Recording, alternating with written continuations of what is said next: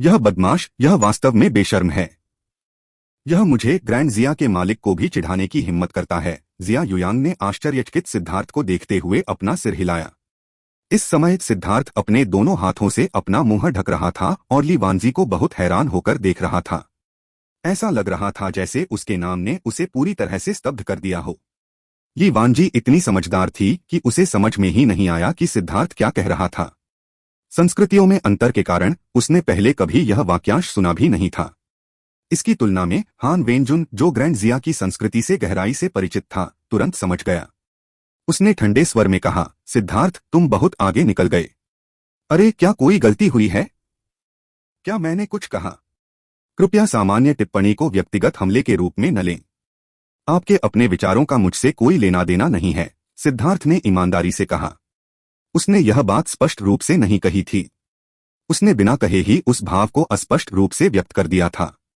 हान वेनजुन के पास उसके खिलाफ कुछ भी करने का कोई रास्ता नहीं था। हान वेनजुन की आंखों में हत्या की भावनाएं भड़क उठीं। उसने सिद्धार्थ से बात करके जितना खोया था, उससे कहीं ज्यादा खो दिया था जितना उसने अपने पूरे जीवन में खोया था। और उसके पास जवाबी हमला करने की क्षमता भी नहीं थी। परिणामस्वरूप माहौल बहुत अजीब हो गया। ग्रैंड जिया के पहरेदारों ने सिद्धार्थ को श्रद्धा और पूजा की दृष्टि से देखा। वे ग्रैंड हान के पाखंडी लोगों से सबसे ज्यादा नफरत करते थे, खासकर इसलिए क्योंकि उनके शब्दों में हमेशा कांटे छिपे होते थे। हान वेनजुन के छिपे हुए कांटों को सिद्धार्थ द्वारा आसानी से नष्ट होते देखना और सिद्धार्थ के कुछ शब्दों से उसका क्रोधित होना उन्हें अविश्वसनीय रूप से तरोताजा महसूस हुआ। सिद्धार्थ ने बिना कुछ बोले आगे बढ़ गए। हान वेनजुन, ली वानजी और उनके साथ आए सैकड़ों लोगों ने भी कुछ नहीं कहा। माहौल तनावपूर्ण और भारी था। जैसे ही वे सीधे केंद्रीय मार्ग पर आगे बढ़े, कुछ युवतियां किनारे से जयकारे लगाने लगीं। हान वेनजुन आखिरकार मुस्कुराया। उसने उन युवतियों की ओर हाथ हिलाना शुरू किया और गर्मजोशी से मुस्कुराया, जिससे उनमें से कुछ ने तीखी चीखें निकाली।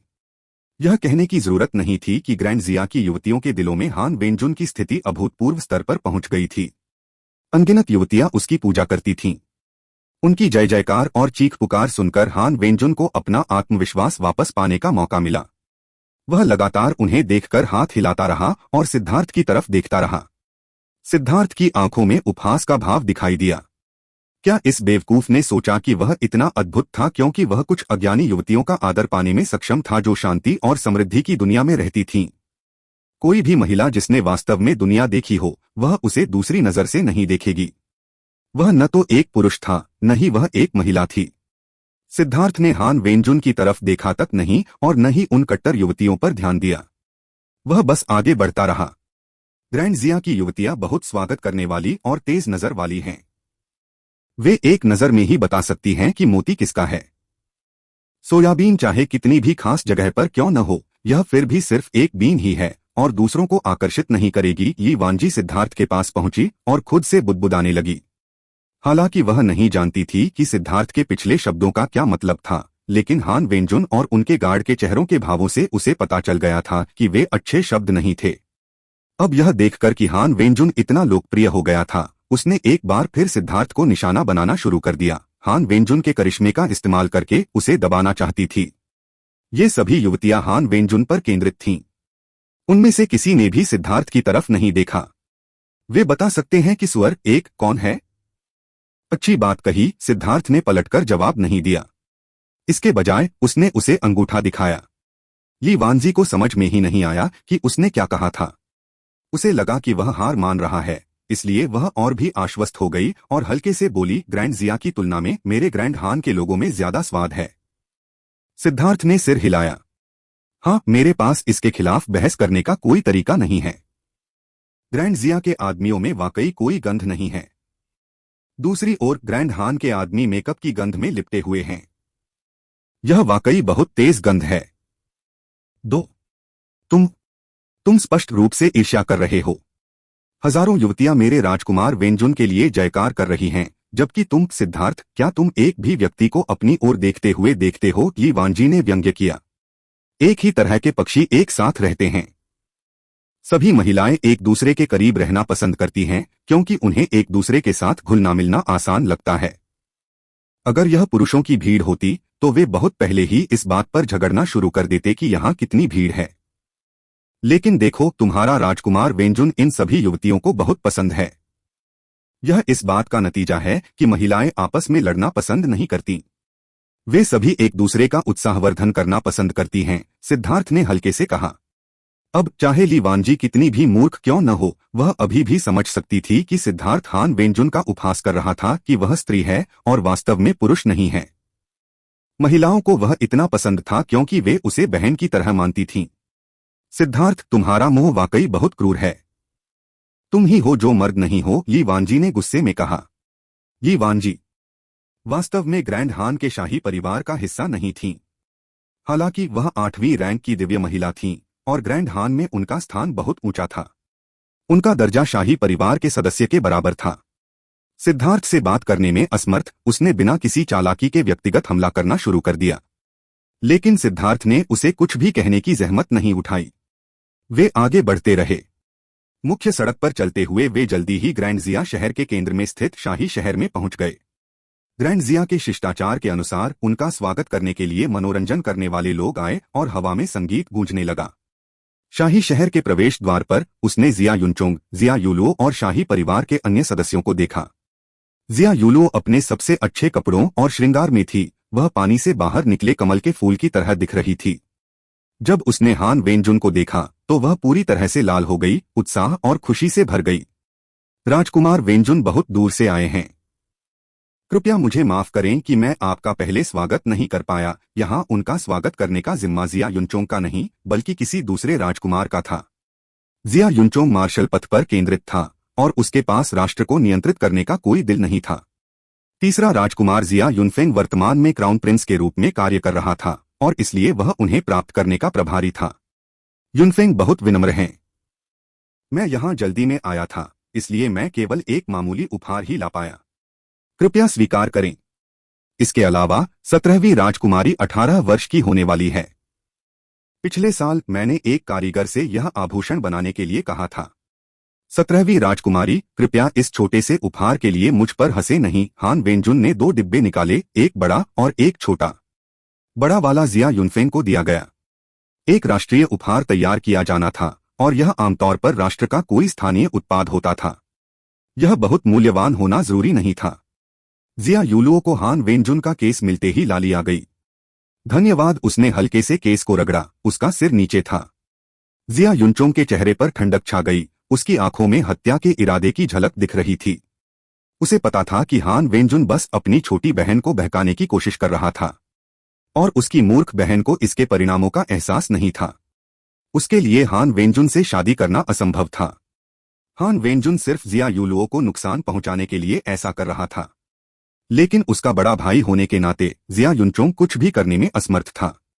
वह चाहता था कि वह इस पाखंडी हान वेंजुन को यहीं और अभी मार सके। हान वेंजुन के लिए चाहे वह सफल हो या न हो, उसे सिर्फ फायदा ही होगा।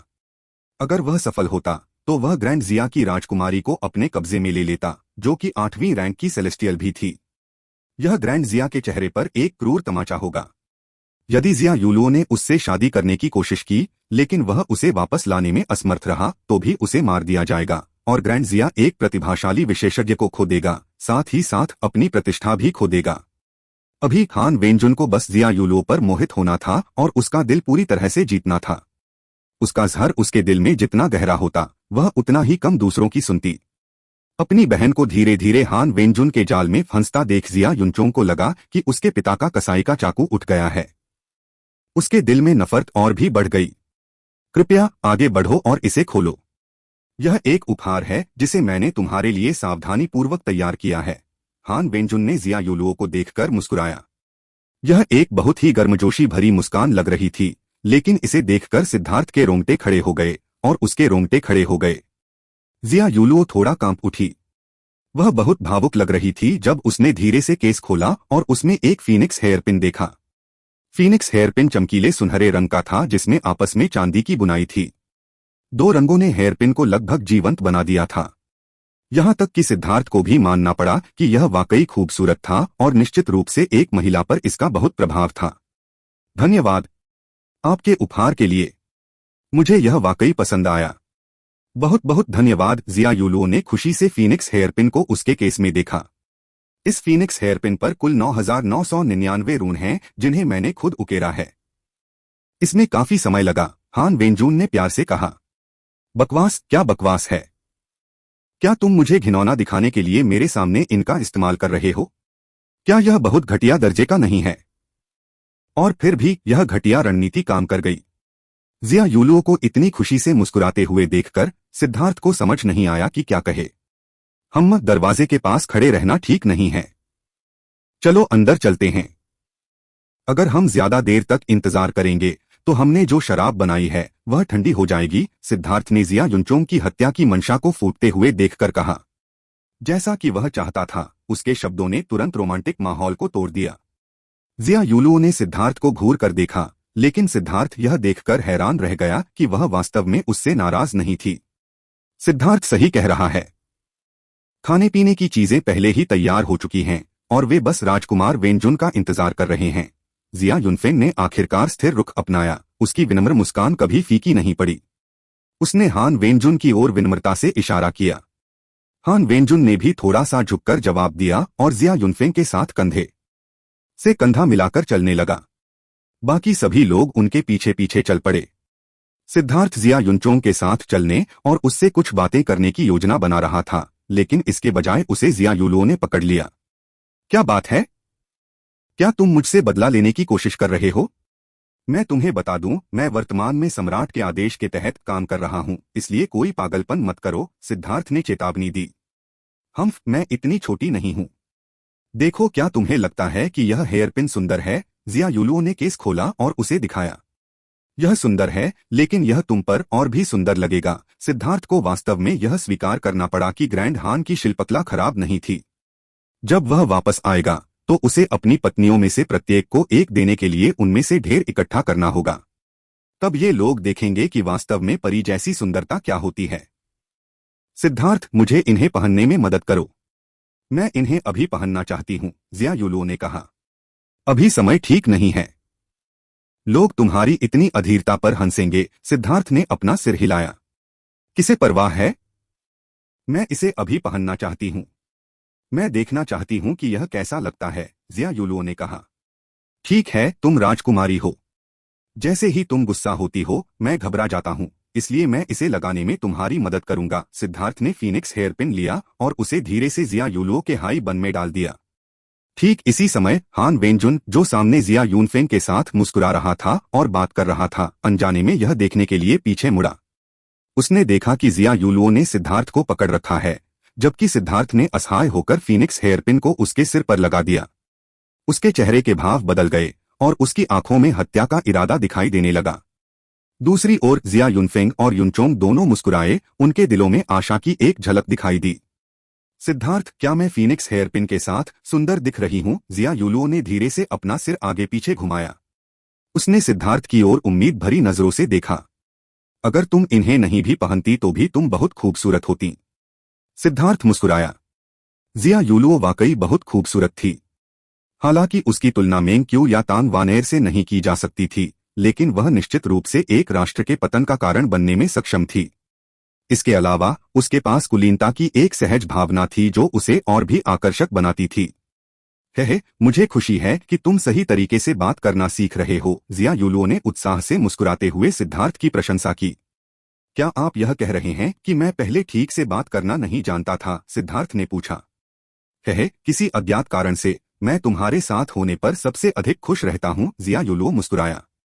ओह, क्या तुम अभी खुश नहीं थी? सिद्धार्थ ने पूछा। जिया यूलुओ लाल हो गई।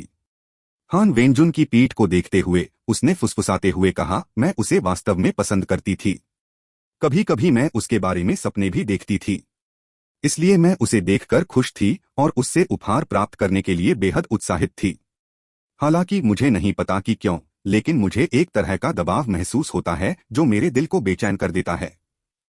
मुझे लगता है कि मैं डर गई हूं। किस बात का डर? सिद्धार्थ ने उत्सुकता से पूछा। मुझे यकीन नहीं है, लेकिन उसके साथ होने पर मैं बहुत उत्साहित तो होती हूँ, लेकिन साथ ही बेचैनी भी महसूस करती हूँ। लेकिन तुम्हारे साथ होने पर हालांकि मैं खुश या उत्साहित नहीं हूँ, लेकिन मुझे बहुत शांति महसूस होती है।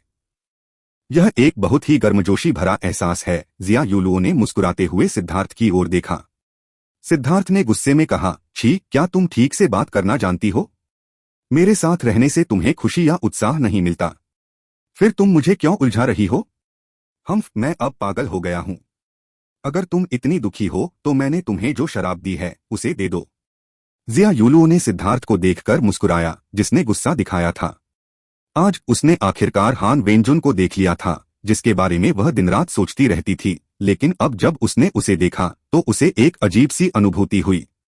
वह हमेशा हान वेंजुन को बहुत पसंद करती थी। उसका कमरा उसके चित्रों से भरा हुआ था। वह ग्रैंड हान से आने वाली रोमांटिक कहानियों से मोहित थी, और वह भी चाहती थी कि कोई गर्मजोशी से भरा अंतरंग आदमी उसकी देखभाल करे। ग्रैंड जिया की राजकुमारी होने के नाते उसके पास बहुत ज्यादा करीबी रिश्ते नहीं थे। उसके पिता और माँ सभी राजनीति में व्यस्त थे, जबकि उसके भाई और बहनें खेतीबाड़ी और राष्ट्र पर शासन करने के तरीकों का अध्ययन करने में व्यस्त थे। एकमात्र व्यक्ति जिस पर वह अपने साथ समय बिताने के लिए भरोसा कर सकती थी वह उसका भाई जिया युनचोंग था। लेकिन एक युवा युवती के लिए अपनी जवानी के वसंत में एक बड़े भाई का प्यार पर्याप्त नहीं था। पहली बार जब उसने उस भव्य, सुंदर और कोमल हान वेंजुन को देखा तो वह एक गहरी छाप छोड़ गई थी और खुद को उससे मुक्त नहीं कर पाई थी। फिर वह ग्रैंड हान से प्रसारित रोमांटिक कहानियों में डूब गई थी। वह उन तरह की तीव्र रोमांटिक भावनाओं के लिए और भी अधिक तरस रही थी। लेकिन सिद्धार्थ के आने से अनजाने में ही उसके विचार बदल गए थे। सिद्धार्थ अतुलनीय रूप से दबंग था और उसे बिल्कुल भी लाड़ प्यार नहीं करता था। वह उसे डांटता, कोसता और गुस्से में कई बार उसे रुलाता। और फिर भी वह कभी कभी उसके साथ बहुत अच्छा व्यवहार करता था। वह उस अविश्वसनीय रूप से कीमती शराब का आधा हिस्सा उसके साथ साझा करने को तैयार था, जिससे वह असाधारण रूप से आभारी हो गई। इसके अलावा वह एक गहरे कुएं की तरह था। वह बाहर से बहुत ज्यादा ध्यान देने योग्य नहीं दिखता था, और फिर भी कोई नहीं बता सकता था कि वह कितना गहरा था। एक ऐसे व्यक्ति के रूप में जिसने वाइन गॉड पैलेस के लोगों को उनकी शराब से ठगने की हिम्मत की, उसके पास बहुत हिम्मत होनी चाहिए थी। वह जितना ज्यादा सिद्धार्थ के साथ रहती उतना ही कम उसे समझ पाती। वह एक पहेली की तरह था जिसे वह सुलझाना चाहती थी। वह कभी दबंग होता, कभी मिलनसार, कभी क्षुद्र, कभी उदार। कभी उसकी कोई बात उसे हंसा देती तो कभी रुला देती। मूल रूप से जिया युलुओ ने वास्तव में ऐसा महसूस नहीं किया था। लेकिन अब जब उसने हान वेंजुन को देखा, जब उसने दोनों की तुलना की, तो उसे लगा कि सिद्धार्थ के इर्द गिर्द खतरे और रहस्य की भावना बहुत अधिक आकर्षक थी, जिससे हान वेंजुन का करिश्मा बहुत कमजोर लग रहा था। इसके अलावा सिद्धार्थ के साथ रहने से उसे शांति महसूस होती थी, जैसे कि जो कुछ भी होगा वह उसे आसानी से संभाल लेगा। अब जबकि सिद्धार्थ एक बच्चे की तरह दिख रहा था जो अपने नकली गुस्से और बढ़े हुए हाथ से अपना खिलौना वापस मांग रहा था, उसे यह बेहद हास्यास्पद लगा। अच्छा प्रयास है। मेरे हाथ में जो चीजें आती हैं वे हमेशा के लिए मेरी हो जाती हैं। तुम्हें यह सोचना छोड़ देना चाहिए, जिया युलुओ ने कहा। ठीक इसी समय वे शाही शहर के भीतरी द्वार में दाखिल हुए और उनके सामने एक लाल कालीन बिछा था जो उन्हें एक भव्य महल की ओर ले जाता था। इस महल का इस्तेमाल ग्रैंड जिया द्वारा मेहमानों के स्वागत और मनोरंजन के लिए किया जाता था। यह बेहद विशाल था और एक बार अंदर जाने के बाद उन्हें बैठने से पहले सभी तरह के विशेष शिष्टाचार और क्रम से गुजरना पड़ता था। यह कोई साधारण पारिवारिक दावत नहीं थी। मेजें जमीन से काफी नीचे थीं और उन पर सिर्फ 2 लोग ही बैठ सकते थे। सिद्धार्थ कोई राजकुमार नहीं था, इसलिए उसके पास सबसे ऊपर बैठने की कोई योग्यता नहीं थी। उसने अपने लिए एक टेबल ढूंढी जो किनारे के पास थी। वह अभी बैठा ही था कि खुशबू का झोंका आया। जिया युलुओ भी आ गया था। लड़की, क्या तुम नशे में हो? तुम्हारा स्पॉट ऊपर है, सिद्धार्थ ने सामने की ओर मुख्य स्पॉट की ओर इशारा किया। भोज कक्ष 2 भागों में विभाजित था, एक मुख्य पात्रों के लिए और दूसरा छोटे पात्रों के लिए। स्वाभाविक रूप से पहला भाग राजकुमारों और राजकुमारियों के लिए था। जिया युलुओ का यहां आना उसकी स्थिति के लिए अनुपयुक्त था। तुम ही नशे में हो। वहां बैठना बहुत कष्टदायक है। सिर्फ टोस्टिंग, आशीर्वाद, अभिवादन और वापसी के शिष्टाचार ही किसी को थका देने के लिए काफी हैं।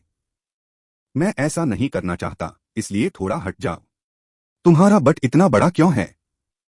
क्या तुम अपने लिए 2 सीटें लेने की कोशिश कर रहे हो? जिया युलुओ ने सिद्धार्थ को जबरन अपने पास आने के लिए कहा। क्या तुम्हें इस बात का डर नहीं है कि तुम्हारे शाही पिता तुम्हें इसके लिए डांटेंगे? सिद्धार्थ ने आगे बढ़ते हुए पूछा। तुम्हें लगता है कि यह संभव है?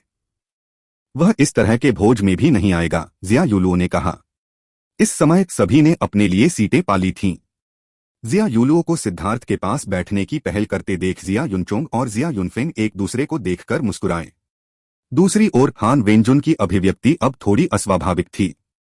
वह जिया युलुओ को सिद्धार्थ के बगल में बैठने के अलावा कहीं भी स्वीकार कर सकता था।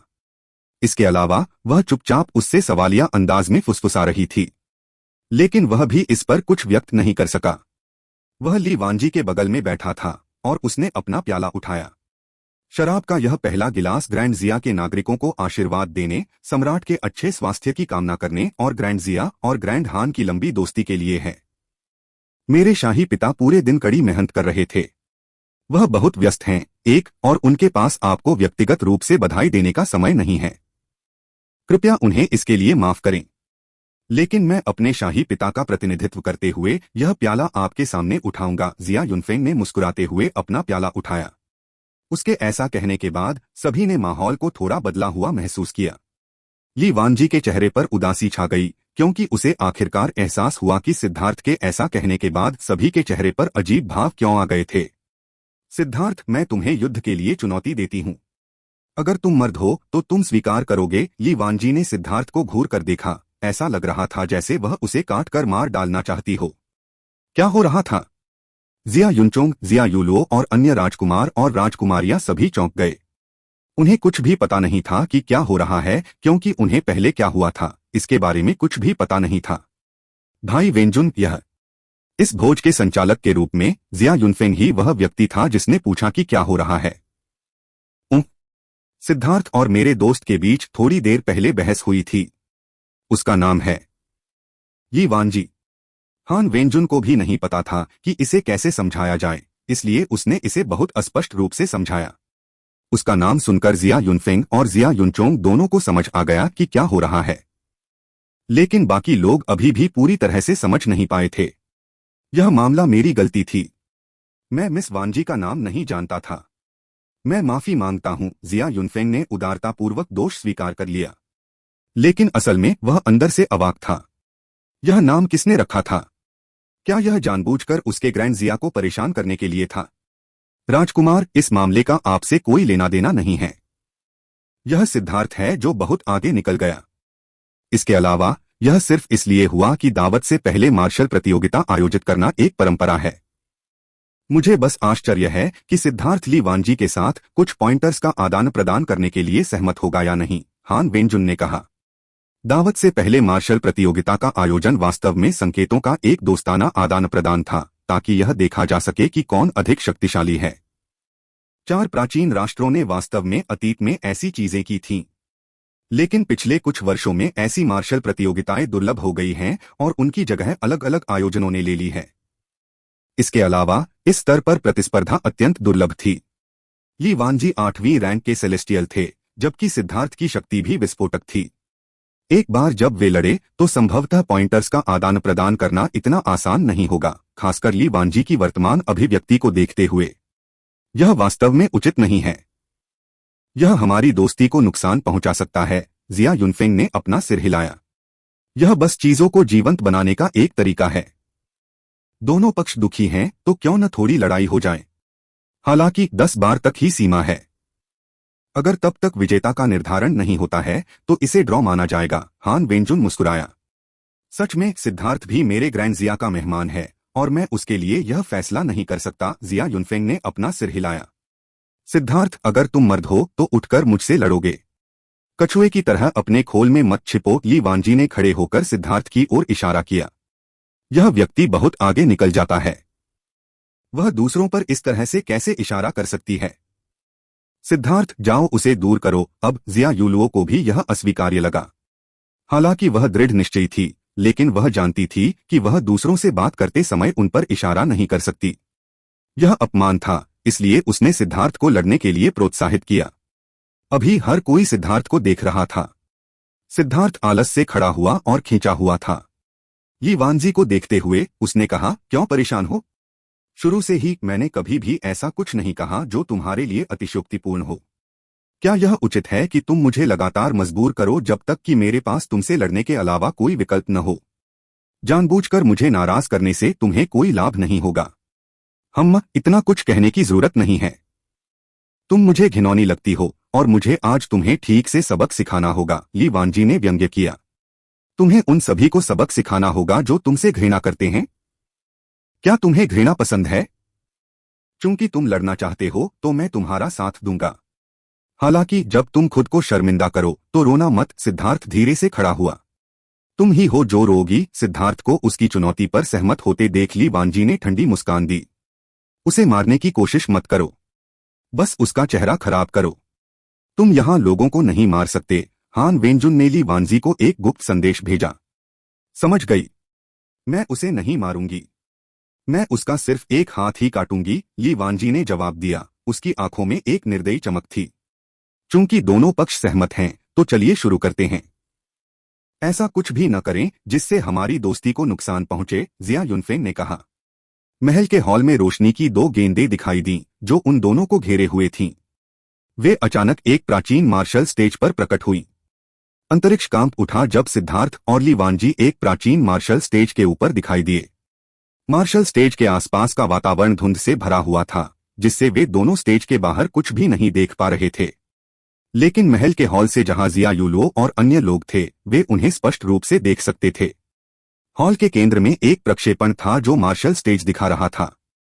यह एक अविश्वसनीय रूप से स्पष्ट प्रक्षेपण था जिससे ऐसा महसूस हो रहा था कि यह असली चीज है। यहां तक कि उन दोनों से आने वाले दबाव को भी स्पष्ट रूप से महसूस किया जा सकता था। सबकी सांस रुक गई। यहां हर व्यक्ति अपने अपने अधिकारों का विशेषज्ञ था और वे सभी अपनी अपनी ताकत की पुष्टि करने के लिए दूसरे विशेषज्ञों को मुक्का मारते देखना पसंद करते थे। सिद्धार्थ, मैं तुम्हें तुम्हारे शब्दों की कीमत चुकाने पर मजबूर करूंगी, ली वानजी ने ठंडे मन से सिद्धार्थ को देखा। उसकी आभा धीरे धीरे कम होती जा रही थी। उसके पीछे रून प्रकट हो गए।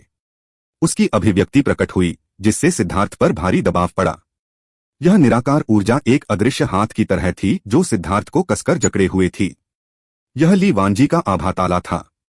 यह महसूस करते हुए कि उसने कितनी आसानी से उसे पकड़ लिया था, वह व्यंग्यात्मक लहजे में बोली, लगता है मैंने तुम्हें ज्यादा ही आंक लिया था। मैं तुम्हें सिर्फ एक चाल में हरा सकती हूं। उसकी तलवार म्यान से बाहर आ गई और लोग यह भी नहीं देख पाए कि उसने तलवार कैसे निकाली। उन्होंने केवल एक भयंकर और तेज प्रकाश की किरण को सिद्धार्थ की ओर बढ़ते देखा। चिंगारियां उड़ी। सिद्धार्थ ने अपनी आभा नहीं छोड़ी थी। उसके सामने एक रक्तलाल कृपाण था जो ली वानजी की तलवार को रोक रहा था। ली वानजी के उस अविश्वसनीय रूप से शक्तिशाली हमले को सिद्धार्थ ने आसानी से रोक दिया, जिससे हर कोई सदमे में आ गया। उसने सिर्फ अपनी शारीरिक शक्ति से इसे रोक दिया। जिया युनचोंग सदमे में भर गया। हालांकि उसने सिद्धार्थ की ताकत का बहुत ज्यादा अनुमान लगाया था, फिर भी उसने नहीं सोचा था कि सिद्धार्थ इतना शक्तिशाली होगा। अपने आध्यात्मिक युआन का इस्तेमाल किए बिना भी उसने आसानी से इस हमले को रोक दिया। इसके अलावा वह हिला तक नहीं। ऐसा लग रहा था कि ली वानजी की सारी ताकत एक ड्रैगनफ्लाई से ज्यादा नहीं थी जो पेड़ को हिलाने की कोशिश कर रही थी। उसका हमला उसे हिला पाने के लिए भी योग्य नहीं था। सिद्धार्थ का चेहरा शांत था, जैसे कोई लहर रहित कुआं हो। उसने अपनी तलवार उठाई और ली वानजी को ठंडे अंदाज में देखा। सच तो यह है कि वह अंदर से शांत नहीं था। ऐसा इसलिए था क्योंकि फाउंडेशन फोर्जिंग के चौथे हेवन स्टेज पर पहुंचने के बाद उसकी ताकत अब पूरी तरह से उसके नियंत्रण में नहीं थी। वह बिना महसूस किए ही मजबूत हो गया था। क्योंकि उसके भौतिक शरीर की मजबूती उसके 1,08,000 अमर मंचों की शक्ति से मेल नहीं खा सकती थी, इसलिए वह अपने भौतिक शरीर की सटीक शक्ति को महसूस नहीं कर सका। लेकिन आज जब वह लड़ रहा था, उसने महसूस किया कि उसके भौतिक शरीर की शक्ति अनजाने में ही बढ़ गई थी। मुझसे एक और वार करो, ली वानजी हवा में उछली और अपनी तलवार नीचे गिरा दी। इस बार तलवार की रोशनी फूट पड़ी और शून्य फट गया। धमाका! ली वानजी के हमले से मार्शल स्टेज हिल गया और एक क्यूई लहर भड़क उठी, जिससे महल हॉल में सभी शिष्य कूद पड़े और जल्दी से अपने हाथ ऊपर उठाकर उसे रोकने लगे। लेकिन वे तुरंत ही अनायास ही हंस पड़े। जो वे देख रहे थे वह बस दूसरे स्थान का प्रक्षेपण था। यह यथार्थवादी लग रहा था, लेकिन उनकी कोई भी शक्ति उन तक नहीं पहुंच सकती थी। उन्हें डराना तो दूर की बात थी। जब क्यूई तरंग बिखरी तो वे एक बार फिर चौंक गए। ग्रैंड हान के विशेषज्ञों के हाव भाव बदल गए। इस समय सिद्धार्थ वहीं खड़ा था, अभी भी उसकी भावशून्य अभिव्यक्ति के साथ। उसकी कृपाण का कोण बिल्कुल भी नहीं बदला था। ब्लडड्रिंकर ली वानजी की तलवार को रोक रहा था। कैसे? यह कैसे संभव है? ग्रैंड हान के विशेषज्ञ सदमे में थे। सिद्धार्थ ने अभी भी अपनी आभा नहीं छोड़ी थी। वह सिर्फ अपनी शारीरिक शक्ति का इस्तेमाल कर रहा था। ली वानजी ग्रैंड हान के भीतर एक बेहद शक्तिशाली विशेषज्ञ थीं। वह 3 सम्राटों के अलावा सबसे मजबूत जूनियर जीनियस थीं। फाउंडेशन फोर्जिंग के 8वें हेवन स्टेज में एक साधना आधार के साथ एक जन्मजात रैंक 8 सेलेस्टियल के रूप में उसके पास अविश्वसनीय शक्ति थी। ग्रैंड हान ने उसे बढ़ाने पर बहुत अधिक महत्व दिया, लेकिन अब उसके पास सिद्धार्थ को हिलाने की योग्यता भी नहीं थी। वे कैसे चौंक नहीं सकते थे? तो वह वास्तव में शक्तिशाली था। आप बस उसकी शक्ल से नहीं बता सकते थे। जिया यूलुओ का दिल हिल गया जब उसने देखा। उसकी आध्यात्मिक समझ ने महसूस किया था कि सिद्धार्थ एक बहुत ही भयानक अस्तित्व था। उसने उसे बताया था कि उसके पास बहुत सारी शक्तियां हैं जो उसने अभी तक प्रकट नहीं की हैं। लेकिन उसके साथ पहली मुलाकात के बाद वह एक हंसमुख बदमाश से ज्यादा कुछ नहीं था, जिसमें जरा सी भी शालीनता नहीं थी। उसमें किसी विशेषज्ञ जैसी जरा सी भी छवि नहीं थी। फिर वाइन गॉड पैलेस में उसने एक पूर्ण ठग की तरह काम किया था। उनकी शराब पीने के बाद उसकी उस तुच्छ प्रसन्न मुस्कान ने जिया यूलुओ को यह भुला दिया था कि वह एक भयानक विशेषज्ञ था। अब ली वानजी ने उस पर 2 बार हमला किया था, लेकिन सिद्धार्थ एक अचल पहाड़ की तरह था। वर्तमान सिद्धार्थ अपने सामान्य रूप से हंसने वाले स्वभाव की तुलना में एक अलग व्यक्ति की तरह लग रहा था। हालांकि उसने अभी तक हमला भी नहीं किया था, लेकिन उसकी हड्डियों में वह दबंगई पहले से ही प्रकट होने लगी थी। सामान्यतः वह एक मित्रवत पड़ोसी की तरह मिलनसार थे तथा लोगों को हानिरहित महसूस कराते थे। लेकिन एक बार जब उसने लड़ाई शुरू की तो वह तुरंत एक विस्फोटक युद्ध देवता बन गया और सभी को घृणा से देखने लगा। शैलियों में इस तात्कालिक परिवर्तन ने लोगों को एक गहन दृश्य छवि दी। इसने उनकी आत्माओं को भी झकझोर दिया। सिद्धार्थ के चारों ओर हल्की ऊर्जा घूम रही थी, जिससे उसके आसपास का स्थान पानी जैसा लग रहा था जो धीरे धीरे गर्म हो रहा था। उतार चढ़ाव और भी मजबूत होता जा रहा था। सिद्धार्थ ने क्रोधित ली वानजी को अनदेखा कर दिया। अभी वह अपने शरीर में हो रहे बदलावों को महसूस कर रहा था। ली वानजी द्वारा उत्सर्जित दबाव के तहत उसके 1,08,000 अमर प्लेटफॉर्म स्वचालित रूप से घूम रहे थे, लगभग आत्मसुरक्षा की तरह। उनकी ऊर्जा उसके माध्यम से बह रही थी। यह ऊर्जा उनके 4 क्यूई समुद्रों की ऊर्जा नहीं थी, बल्कि उनके अमर मंचों की मूल ऊर्जा थी। सिद्धार्थ आखिरकार अपने शरीर में बड़े बदलावों का अनुभव कर रहा था जब वह फाउंडेशन फोर्जिन के चौथे हेवन स्टेज में आगे बढ़ चुका था। सिर्फ उसके भौतिक शरीर की शक्ति ने उसे तीसरे हेवन स्टेज की तुलना में 2 गुना शक्तिशाली बना दिया था। वह अपनी शारीरिक शक्ति में होने वाले बदलावों को महसूस करने में असमर्थ था, क्योंकि उसके अमर मंच की शक्ति तीसरे स्वर्ग चरण की तुलना में 10 गुना अधिक बढ़ गई थी। असमान वृद्धि के कारण उसे ऐसा महसूस नहीं हुआ कि उसका भौतिक शरीर मजबूत हो रहा है। उसके भौतिक शरीर की वृद्धि 9 सितारा हेगेमॉन बॉडी 8 की आवश्यकताओं को पूरा करने में असमर्थ थी। लेकिन भले ही यह उसके अमर प्लेटफार्मों के साथ तालमेल रखने में असमर्थ था, फिर भी उसकी शारीरिक शक्ति अब भी अविश्वसनीय थी। घमंडी कमीने, तुम मुझे नीची नजर से देख रहे हो? मर जाओ! उसके पीछे के रून अचानक उन्मत्त हो गए और एक असीम शक्ति सिद्धार्थ पर टूट पड़ी। ली वानजी की अभिव्यक्ति बेहद भद्दी थी। उसका लक्ष्य सिद्धार्थ को अपमानित करना और उसे अपने तुरुप के पत्ते इस्तेमाल करने के लिए मजबूर करना था। लेकिन 2 हमलों के बाद भी सिद्धार्थ ने कोई हरकत नहीं की। ऐसा लग रहा था जैसे वह किसी बच्चे के साथ खेल रहा हो। उसे यह कैसे स्वीकार करना चाहिए था? उसने अपनी साधना आधार की शक्ति का सही मायने में उपयोग करना शुरू कर दिया। दिव्य अंगूठी। सिद्धार्थ के पीछे एक 4 रंग की दिव्य अंगूठी दिखाई दी, जिससे दिव्य शक्ति प्रकट हुई।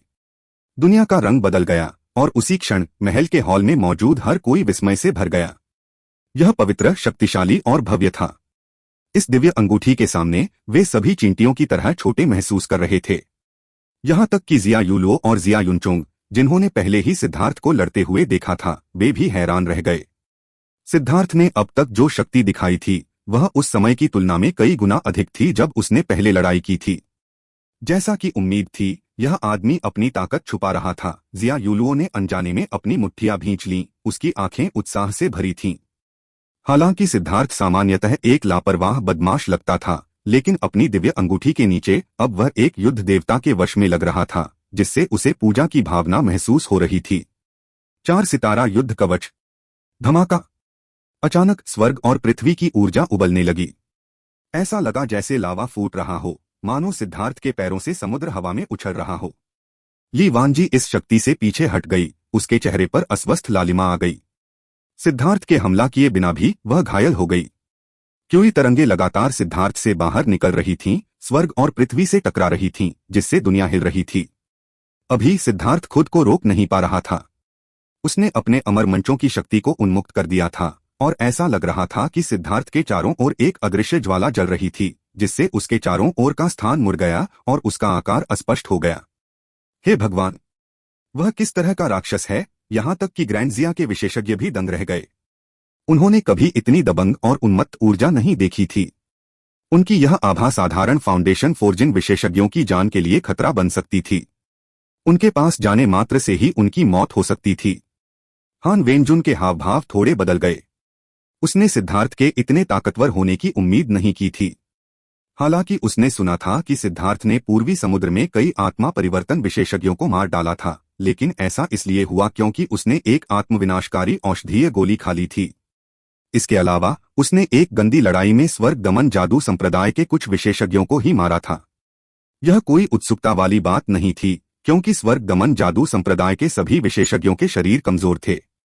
लेकिन अब सिद्धार्थ जो शक्ति दिखा रहा था, उससे वह चौंक गया। खुद सिद्धार्थ भी चौंक गया। इस समय उसे अपने पूरे शरीर में दर्द महसूस हुआ, क्योंकि उसके अमर प्लेटफार्मों की ऊर्जा उसके मेरिडियन के माध्यम से चार्ज हुई, जिससे उसे लगा कि वे फट जाएंगे। अब वह आखिरकार अपने भौतिक शरीर के 9 स्टार हेगेमॉन बॉडी आर्ट के विकास के साथ तालमेल न रख पाने की कमियों का अनुभव कर रहा था। धमाका! ली वानजी को बहुत बुरा लगा। अपनी घृणा को दूर रखते हुए उसने अपनी तलवार सिद्धार्थ पर तान दी। सिद्धार्थ की कृपाण नाच रही थी। ली वानजी ने चाहे जिस कोण से हमला करने की कोशिश की हो, चाहे उसने कोई भी चाल चली हो, उसे उसकी कृपाण ने रोक दिया। लगातार धमाकेदार आवाजें गूंज रही थीं।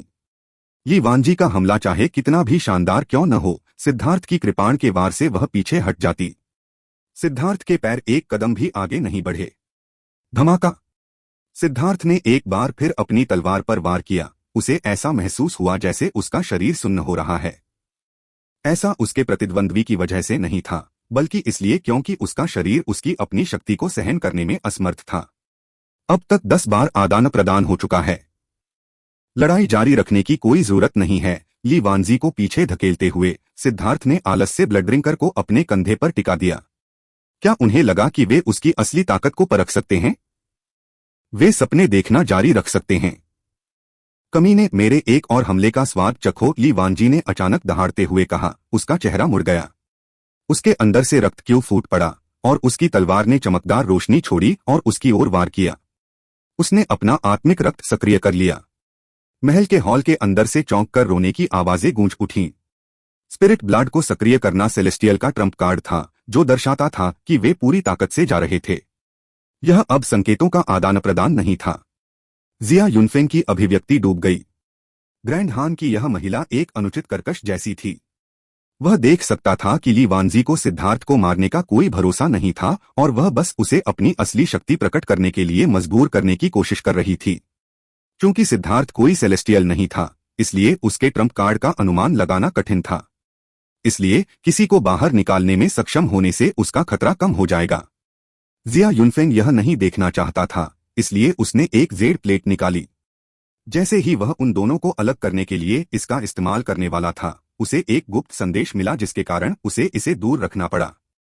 अपने स्पिरिट ब्लड को सक्रिय करने के बाद ली वानजी की शक्ति बढ़ गई।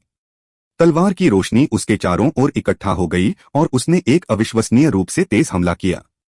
चूंकि तुम मरना चाहती हो, इसलिए मैं तुम्हारी मदद करूंगी, सिद्धार्थ ने नाक भौं सिकोड़ी और अचानक ली वानजी की ओर गोली चला दी, ठीक उसी समय जब उसकी तलवार नीचे गिर रही थी। धमाका! शरीर के टुकड़े टुकड़े होने की आवाज गूंजी। जब हवा में चमकती रोशनी फीकी पड़ गई तो उन्होंने देखा कि सिद्धार्थ हवा में खड़ा था। उसकी तलवार खून से रंगी हुई थी। हवा से एक सिर और एक सिरविहीन शरीर धीरे धीरे नीचे गिरने लगा। मौत को आमंत्रित करना, हान वेनजुन दहाड़ा। ली वानजी का सिर कटा हुआ देखकर उसकी हत्या की मंशा फूट पड़ी। बाकी सभी लोग सदमे में थे। वे समझ नहीं पा रहे थे कि अभी क्या हुआ था।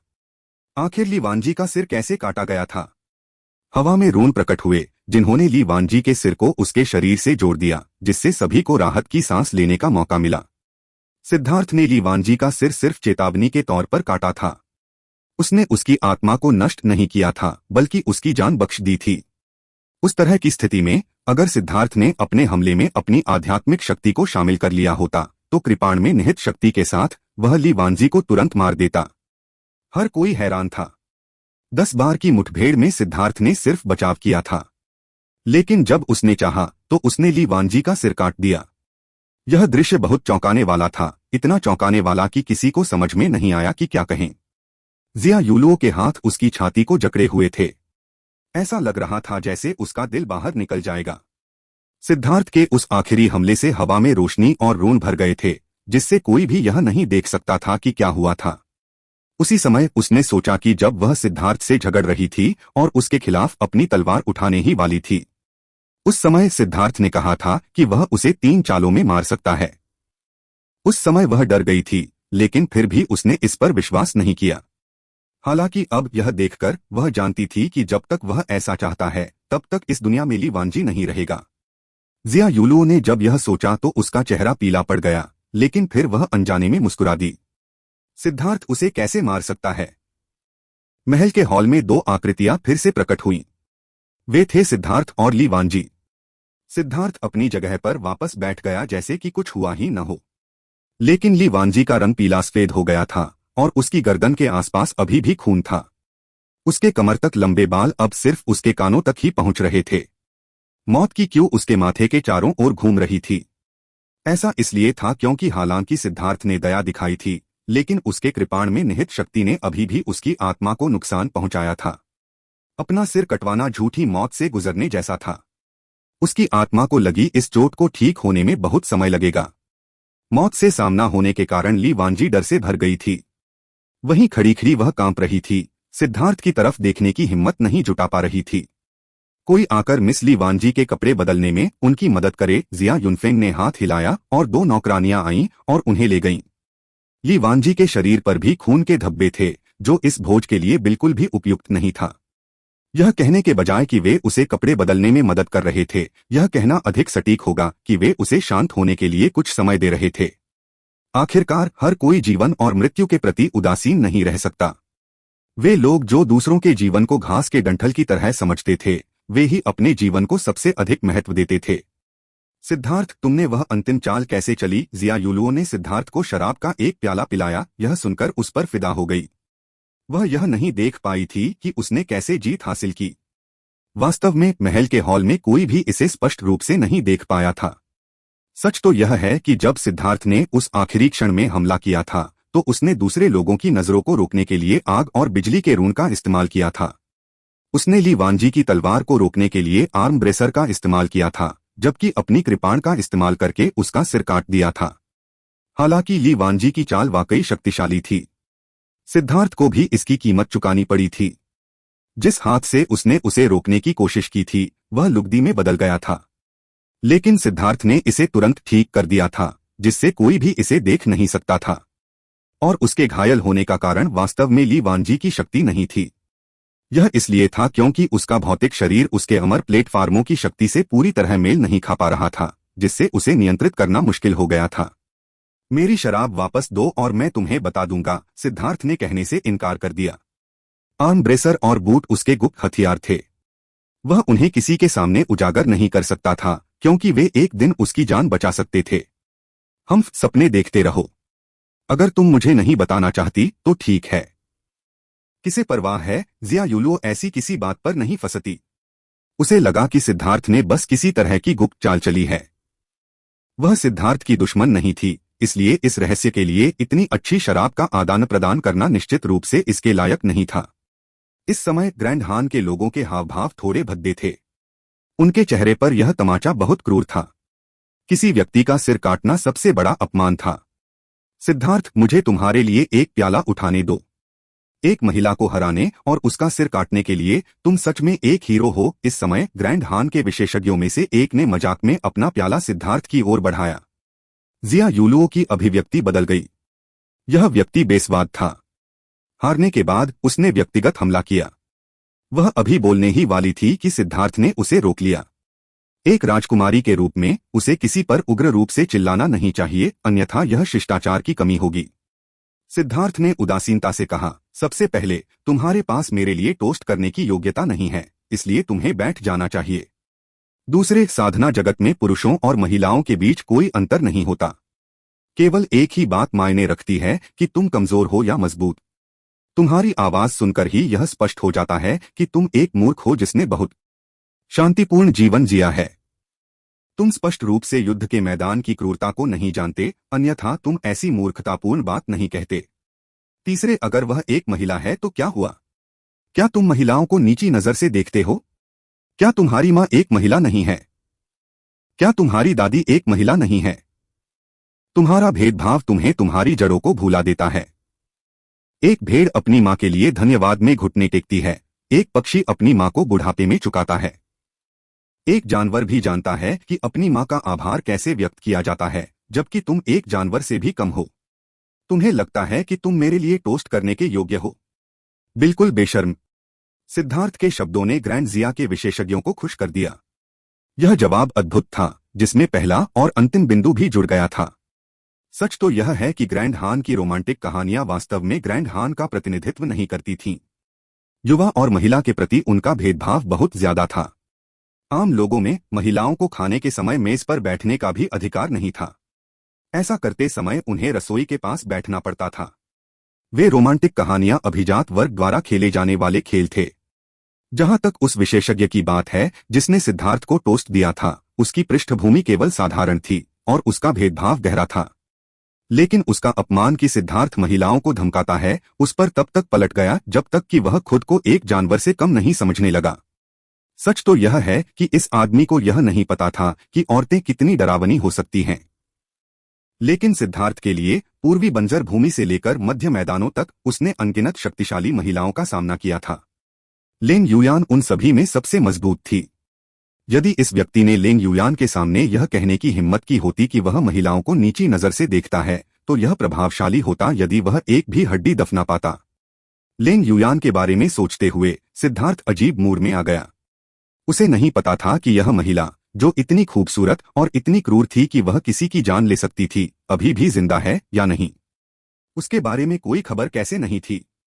सिद्धार्थ भी लेंग युयान को देखकर थोड़ा डर गया था, लेकिन वह भी उसे थोड़ा देखना चाहता था।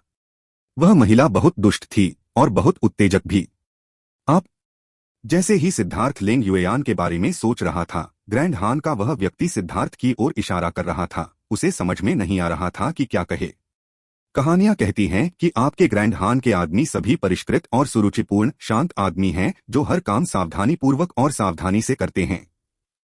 लेकिन क्या आपके माता पिता ने आपको कभी नहीं सिखाया कि खाते समय आपको केवल टोस्ट बनाते समय ही खड़े रहना चाहिए? अगर नहीं तो आपको बैठना चाहिए। साथ ही आपको लोगों से बात करते समय कभी भी उनकी ओर इशारा नहीं करना चाहिए, क्योंकि यह बहुत असभ्यता है। मुझे मत बताओ कि आपके ग्रैंड हान जो कहानियां सुनाना पसंद करते हैं, वे केवल दूसरों को सुनने के लिए हैं, जबकि आप वास्तव में पूरी तरह से अलग तरीके से कार्य करते हैं। सिद्धार्थ ने अपना सिर हिलाया। तुम बदमाश हो। उस व्यक्ति ने अपना हाथ पीछे खींच लिया, लेकिन काफी देर बाद भी वह कुछ नहीं बोल पाया। ग्रैंड जिया के लोग लगभग हंस पड़े। जिया युनचोंग ने सिद्धार्थ को हल्की मुस्कान के साथ देखा जब वह ग्रैंड हान के लोगों के साथ मौखिक तलवारें चला रहा था। उसने इस संबंध में सिद्धार्थ के कौशल के लिए उसकी प्रशंसा में खुद को झुकाया। क्या तुम आदमी भी हो? अगर तुम हो तो तुम्हें उदार होना चाहिए। क्या तुम्हारी कहानियां यह नहीं कहती कि तुम्हारे ग्रैंड हान के आदमी सभी विनम्र सज्जन हैं, जो शब्दों से लड़ना पसंद नहीं करते? तुम्हारा वर्तमान रूप उस पर खरा नहीं उतरता। इसके अलावा क्या ग्रैंड हान के आदमी बहादुर योद्धा नहीं होने चाहिए, जो आम लोगों के सम्मान और गरिमा की रक्षा के लिए खुद को बलिदान करने को तैयार हों? अगर तुम सज्जन होते तो तुम्हें बस थोड़ा मुस्कुराना चाहिए था और बहस नहीं करनी चाहिए थी। अगर तुम बहादुर योद्धा होते तो तुम्हें अपने सम्मान की रक्षा के लिए मुझे जीवन मरण की लड़ाई के लिए चुनौती देनी चाहिए थी। लेकिन तुम शांत नहीं रह पा रहे हो और तुम कायर हो। अंत में तुम बंदर की तरह उछलकूद कर रहे हो। तुम क्या कर रहे हो? क्या तुम लोगों के कुछ सिक्के उछालने का इंतजार कर रहे हो? सिद्धार्थ ने व्यंग्य किया। ठीक है, बस हो गया। सिद्धार्थ, ये मेहमान हैं, इसलिए इन पर ज्यादा जोर मत डालो, जिया युनफेंग ने आखिरकार बीच में टोक दिया। अगर ऐसा ही चलता रहा तो माहौल बहुत तनावपूर्ण हो जाएगा। हालांकि उनके शब्द ऐसे लग रहे थे जैसे वे सिद्धार्थ को सलाह दे रहे थे, लेकिन उनके शब्दों ने ग्रैंड हान के पक्ष को भी यह बता दिया कि उन्हें अनुचित नहीं होना चाहिए। वह वास्तव में युवराज बनने के योग्य थे। हान वेंजुन क्रोधित था, लेकिन वह एक शब्द भी नहीं बोल पाया। जल्दबाजी में बात करने से उसका चेहरा एक बार फिर चोटिल हो सकता था। सौभाग्य से जिया युनफेंग जानता था कि चीजों को कैसे नियंत्रित किया जाए। तनाव को दबाते हुए उसने अपने हाथों से ताली बजाई और 10 से ज्यादा खूबसूरत नर्तकियां प्रकट हुईं। प्राचीन सुंदर संगीत हवा में भर गया। संगीत और नृत्य ने भोज की असली शुरुआत को चिह्नित किया। सभी प्रकार के स्वादिष्ट व्यंजन परोसे गए और बढ़िया शराब से उनके प्याले भर गए। हालांकि यह शराब भी बहुत अच्छी थी और वाइन गॉड पैलेस के शिष्यों द्वारा बनाई गई थी, लेकिन उनके लिए यह एक साधारण शराब थी। इसमें कोई साम्राज्य नहीं था। सिद्धार्थ, जिया युनचोंग और जिया युलुओ, जिन्होंने उन शिष्यों की सबसे अच्छी मदिरा पी थी, को इसका स्वाद पानी जैसा लगा। लेकिन ग्रैंड हान के लोग इसे पीते ही प्रशंसा से भर गए। इस समय ली वानजी वापस लौटी, पहले से कहीं ज्यादा शांत, लेकिन उसने अभी भी सिद्धार्थ की तरफ देखने की हिम्मत नहीं की। वाइन गॉड पैलेस ने ग्रैंड जिया के राष्ट्रीय आयोजनों में मेहमानों के मनोरंजन के लिए अपनी कुछ वाइन पेश की, लेकिन इस वाइन को न तो बेचा जा सकता था और न ही खरीदा जा सकता था। इसे केवल उपहार में दिया जा सकता था। लेकिन ग्रैंड जिया ग्रैंड हान को यह शराब उपहार में नहीं दे सकते थे। उनके तनावपूर्ण संबंधों को देखते हुए उन्हें अभी कुछ शराब पिलाना बुरा नहीं था। यही कारण था कि ग्रैंड हान के लोगों को वाइन गॉड पैलेस की वाइन का स्वाद लेना लगभग असंभव लग रहा था। इनमें से ज्यादातर लोग पहली बार इसे चख रहे थे। अब वे जितना संभव हो सके उतना अपना पेट भरने की पूरी कोशिश कर रहे थे, मानो थोड़ा ज्यादा पीने से उन्हें फायदा हो रहा हो। सिद्धार्थ ने यहां तक देखा कि किसी ने चुपके से शराब का आधा भरा जग उनके स्थानिक रिंग में डाल दिया। हालांकि थोड़ी देर बाद शराब भरने आए एक सेवक ने देखा कि एक जग गायब था। नियम के अनुसार उन्हें पुराने जग की जगह नया जग रखना था। सभी जगों की गिनती की गई। वाइन गॉड पैलेस के वाइन जग खास थे। उन्हें औषधीय कड़ाहियों के समान माना जा सकता है। जितना अधिक समय तक उनका उपयोग किया जाता था, उनका सीलिंग प्रभाव उतना ही अधिक प्रभावी होता जाता था और वे उतने ही अधिक कीमती होते जाते थे। इसलिए वाइन गॉड पैलेस को अपने वाइन जग वापस लेने पड़े। दोनों युवतियां नई शराब की सुराही पकड़े हुए थीं। उन्होंने ग्रैंड हान के दो आदमियों की ओर देखा। एक पल के लिए उन्हें समझ नहीं आया कि क्या कहें। शराब की सुराही के बिना वे उन्हें नई शराब नहीं दे सकते थे। तुम क्या देख रहे हो? अभी अभी कोई हमारे शराब के जग चुरा कर ले गया है। जल्दी करो और हमें नई शराब पिलाओ। शराब चुराने वाले व्यक्ति को भी लगा कि कुछ गड़बड़ है और उसकी शर्मिंदगी गुस्से में बदल गई और वह चिल्लाने लगा। वह नहीं जानता था कि वह शराब तो पी सकता था, लेकिन शराब के घड़े नहीं ले जा सकता था। वे शराब से भी ज्यादा कीमती थे और उनमें से एक को खोना या तोड़ना बहुत बड़ा अपराध था। दोनों सेवकों के चेहरे पर अजीब भाव आ गए। उन्हें समझ नहीं आ रहा था कि क्या कहें और वे बस सिर झुकाए खड़े रहे, कुछ नहीं बोले। वे वहां से नहीं गए, लेकिन उन्होंने अपने हाथों में रखी शराब की जग भी नीचे नहीं रखी। तुम क्या कर रहे हो? क्या तुम कह रहे हो कि मैंने तुम्हारी शराब चुरा ली है? वह आदमी गुस्से से बोला। भाई, तुम गलत समझ रहे हो। उन्हें तुम्हारी शराब नहीं चाहिए, उन्हें वह शराब का जग चाहिए। अगर उनके पास शराब का जग नहीं है तो उन्हें कम से कम शाही शहर से बाहर निकाल दिया जाएगा। एक कठोर सजा कारावास होगी। तुम जो शराब ले गए हो उसे रख सकते हो, लेकिन तुम्हें शराब का जग सौंप देना चाहिए। क्या तुम्हें इन दो महल की युवतियों के लिए मुश्किलें खड़ी करनी हैं? सिद्धार्थ ने कहा, जो देखते नहीं रह सका। क्या बकवास है? क्या तुम अब भी यह नहीं कह रहे हो कि मैंने शराब चुराई है? उस व्यक्ति ने गुस्से में कहा। उसने यह बात किसी भी कीमत पर स्वीकार करने से इनकार करने का फैसला किया था, क्योंकि उसके पास इसे स्वीकार करने का कोई तरीका नहीं था। अगर वह ऐसा करता तो यह बहुत शर्मनाक होता। युलुओ, अब तुम समझ गए हो। असली ग्रैंड हान के आदमी सभ्य सज्जन नहीं हैं। चीजें लेने के बाद वे इसे स्वीकार करने से भी इनकार कर देते हैं। अब वे चाहते हैं कि दो दयनीय महल की युवतियां इसका दोष लें। मुझे भरोसा है कि ग्रैंड जिया का बच्चा भी ऐसी बेशर्मी नहीं करेगा। सिद्धार्थ ने जिया युलुओ को असहाय होकर देखा। जिया युलुओ ने इस आदमी से हान वेंजुन की ओर देखा। उसकी आंखों में एक दूर का भाव दिखाई दिया। ऐसा लग रहा था कि ग्रैंड हान के आगमन के बारे में उसके सुंदर सपने इस बार टूट गए थे। पु बुचेंग, अपना मुंह बंद करो। इसे सौंप दो, नहीं तो मैं तुम्हें तुरंत मार डालूंगा, हान वेंजुन ने आदेश दिया। उसका चेहरा उदास था। वह पु बुचेंग साथी तुरंत ही निश्चल हो गया। वह केवल अपनी स्थानिक अंगूठी से शराब का जग निकाल सका। मुझे आप सभी से माफी चाहिए। यह शराब बहुत अच्छी है और मैं अपने पिता के लिए कुछ छोड़ना चाहता था। माफी चाहता हूं, पु बुचेंग ने बेहद शर्मिंदगी से कहा। यह खेल फिर से। तुम्हें क्या लगता है कि तुम ऐसी चीज से किसे बेवकूफ बना रहे हो? अपनी स्वार्थी इच्छाओं को छिपाने के लिए यह कितना बढ़िया बहाना है। लेकिन जिया यूलुओ का गुस्सा कम होते देख सिद्धार्थ को पता चल गया कि यह मूर्ख लड़की उसके झांसे में आ गई है। चले जाओ। अब से तुम मेरे ग्रैंड हान के सदस्य नहीं हो, हान वेंजुन ने ठंडे स्वर में कहा। महाराज, कृपया मुझे एक मौका दीजिए। पु बुचेंग का चेहरा पीला पड़ गया, उसकी आवाज कांप रही थी। पु बुचेंग बस अपने पिता के प्रति श्रद्धा का प्रदर्शन कर रहा था। इसे क्षमा योग्य माना जा सकता है। राजकुमार वेंजुन, आपको नरमी बरतनी चाहिए, जिया युनफे ने कहा। मेजबान होने के नाते उसे कुछ करना चाहिए क्योंकि उसके मेहमान ने किसी भी मायने में किसी को भी हरा नहीं दिया। अन्यथा वह पर्याप्त उदार नहीं लगेगा। हम क्या आपको युवराज को धन्यवाद नहीं देना चाहिए? हान वेंजुन ने पु बुचेंग से कहा। पु बुचेंग ने तुरंत सिर झुकाया और जिया युनफेंग को हजार हजार धन्यवाद कहा। बस इसी तरह शराब चुराने की कोशिश करने का उसका अपराध माफ कर दिया गया और उसे अपने पिता के प्रति समर्पित होने का नाम भी मिला। सिद्धार्थ अंदर ही अंदर बड़बड़ाया कि यह कितना हास्यास्पद था। इसके बाद माहौल एक बार फिर थोड़ा अजीब हो गया। भोज उसी अजीब माहौल में समाप्त हो गया और हर कोई ग्रैंड जिया के स्वर्गीय क्लाउड प्लेटफॉर्म पर चला गया। इस स्वर्गीय क्लाउड प्लेटफॉर्म को स्टार पियरिंग प्लेटफॉर्म भी कहा जाता था। यह न केवल ग्रैंड जिया की सबसे ऊंची इमारत थी, बल्कि इसका ऐतिहासिक महत्व भी बहुत था।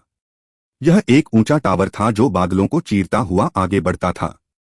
ऊपर से ग्रैंड जिया के दृश्यों को देखना संभव था।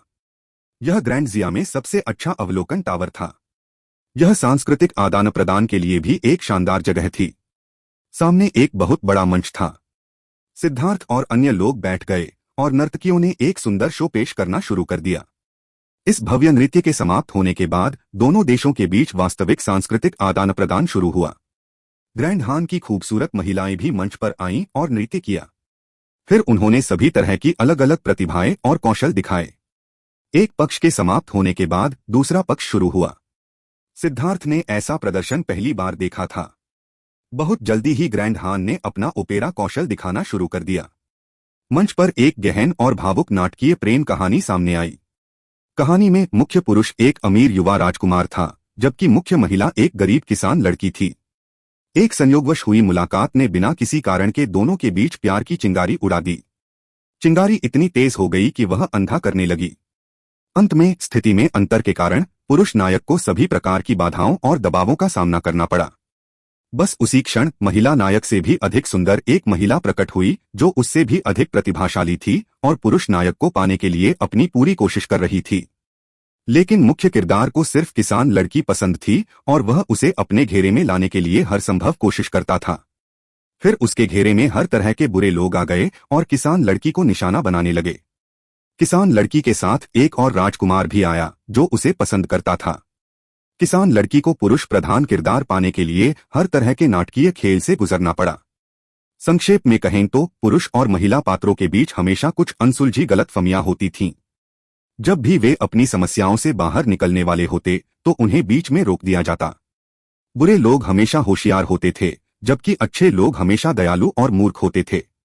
बुरे लोग हमेशा अच्छे लोगों के लिए परेशानी खड़ी करते रहते थे, लेकिन चमत्कारी बात यह थी कि अच्छे लोग फिर भी साथ रहने में कामयाब हो जाते थे, जबकि बुरे लोग या तो सुधर जाते थे या खुद को ही नुकसान पहुंचाकर खुद को मार लेते थे। ग्रैंड हान की संस्कृति का अध्ययन करने के लिए सिद्धार्थ ने गंभीरता से देखा। अंत में पुरुष प्रधान और महिला प्रधान आखिरकार एक साथ समाप्त हो गए और पुरुष प्रधान ने कहा, हजारों धक्कों के बाद, इन सभी उतार चढ़ावों के बाद मैं आखिरकार आज तक पहुंच गया। यह सुनकर सिद्धार्थ को लगभग डर लग गया। बकवास, तुम स्पष्ट रूप से मूर्ख थे जो बार बार स्पष्ट जाल में कूद गए। तुम अच्छे और बुरे लोगों के बीच अंतर नहीं कर सकते थे और तुमने बार बार बुरे लोगों पर भरोसा किया, जिससे अच्छे लोगों को नुकसान हुआ। इस तरह की दिमागहीन और मनगढ़ंत कहानी सिर्फ उन बच्चों की दिलचस्पी जगा सकती है जो बहुत ज्यादा शांतिपूर्ण जीवन जीते हैं। अगर ऐसे किरदारों को खेती की दुनिया के बेरहम संघर्ष में डाल दिया जाए तो सिद्धार्थ ने कसम खाई कि अगर वे वयस्क हो गए तो वह अपना नाम बदल लेंगे। सिद्धार्थ को यह देखकर आश्चर्य हुआ कि जिया यूलुओ लगातार आंसू पोंछ रही थी। वह स्पष्ट रूप से उसमें पूरी तरह से डूबी हुई थी।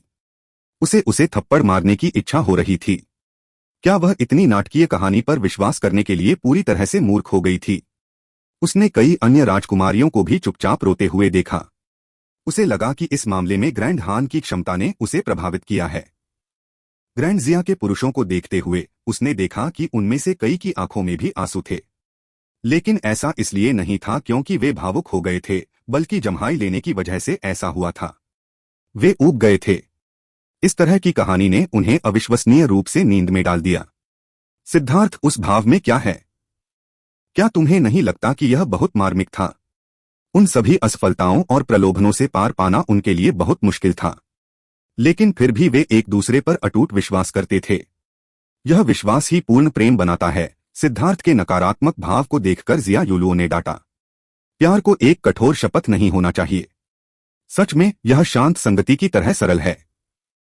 शायद यह आपके आदर्श सपनों से अलग है, लेकिन आपको वास्तविकता की तुलना सपनों से करने की कोशिश करनी चाहिए। सच्चा प्यार सरल होना चाहिए। दोनों पक्ष एक दूसरे की रक्षा करते हैं, कभी कभी लड़ते और झगड़ते हैं। ये सभी प्यार के हिस्से हैं। सिद्धार्थ ने अपना सिर हिलाया। ऐसी नाटकीय चीजें केवल उन्हीं लोगों को पसंद आती थीं जो शांतिपूर्ण जीवन के आदी हो चुके थे और उत्तेजना चाहते थे। सिद्धार्थ के लिए वह इसके विपरीत था। वह आमतौर पर इतना उत्तेजित रहता था कि वह मरने के कगार पर था, इतना उत्तेजित कि वह पागल हो गया।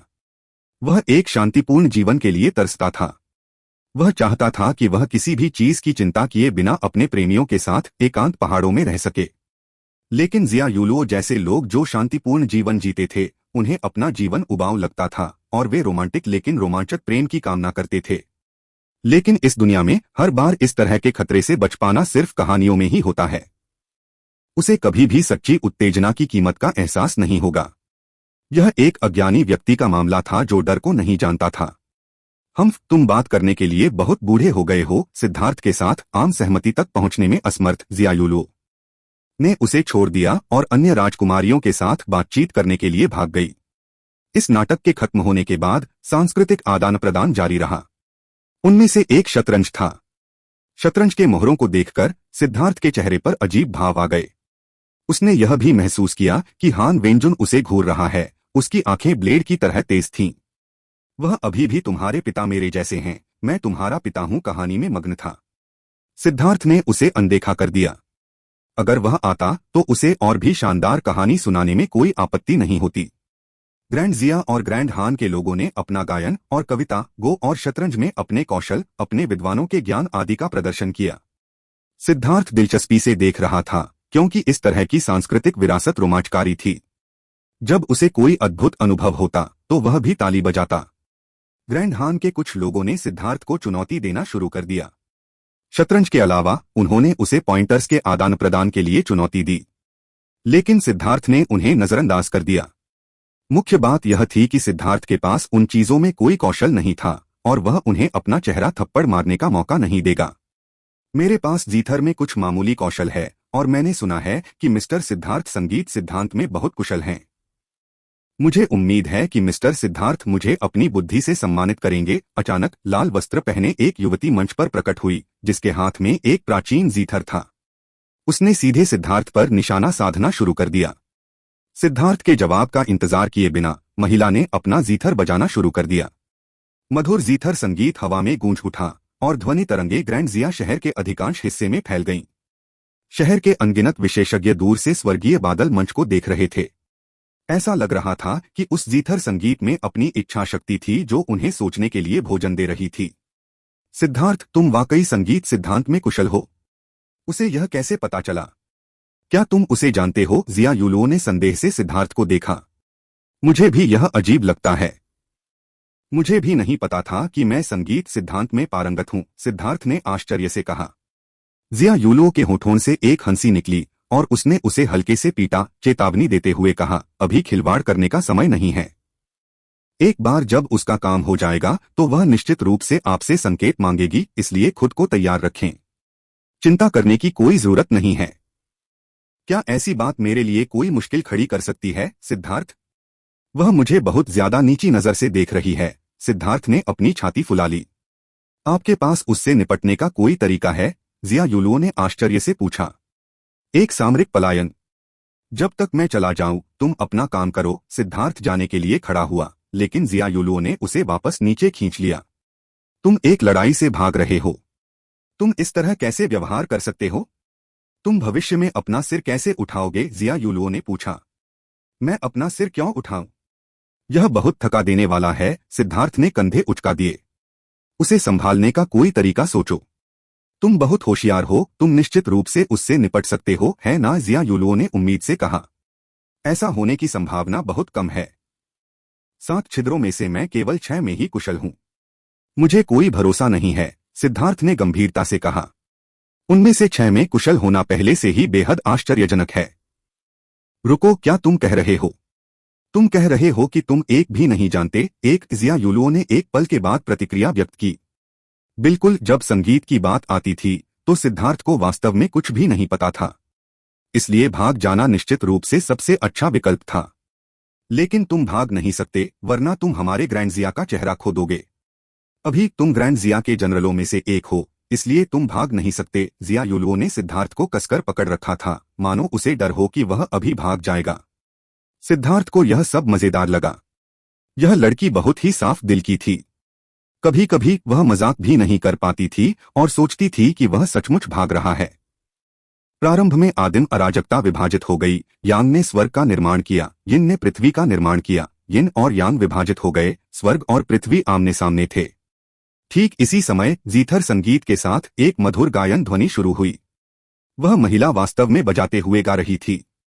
उनका गायन बहुत अच्छा था और उनका गीत दुनिया का सार समेटे एक शास्त्र था।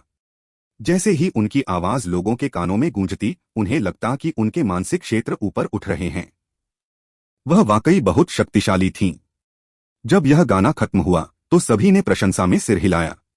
यह गाना वाकई अद्भुत था। अगर वे इस गाने को लगातार सुनते तो उनकी मानसिक चेतना तेजी से ऊपर उठती। मिस्टर सिद्धार्थ, कृपया मुझे कुछ सुझाव दें। महिला ने सिद्धार्थ की ओर देखा। वह मंच पर खड़ी रही, उतरने से इनकार करती रही। सिद्धार्थ ने भौहें सिकोड़ी। क्या उसे वाकई ऐसा व्यवहार करना था?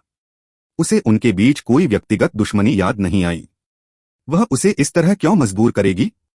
मिस, आप मुझे मजबूर कर रही हैं। सिद्धार्थ ने कड़वी मुस्कान दी। मैंने बहुत पहले ही सुना था कि मिस्टर सिद्धार्थ का संगीत दांव में कौशल बहुत गहरा है।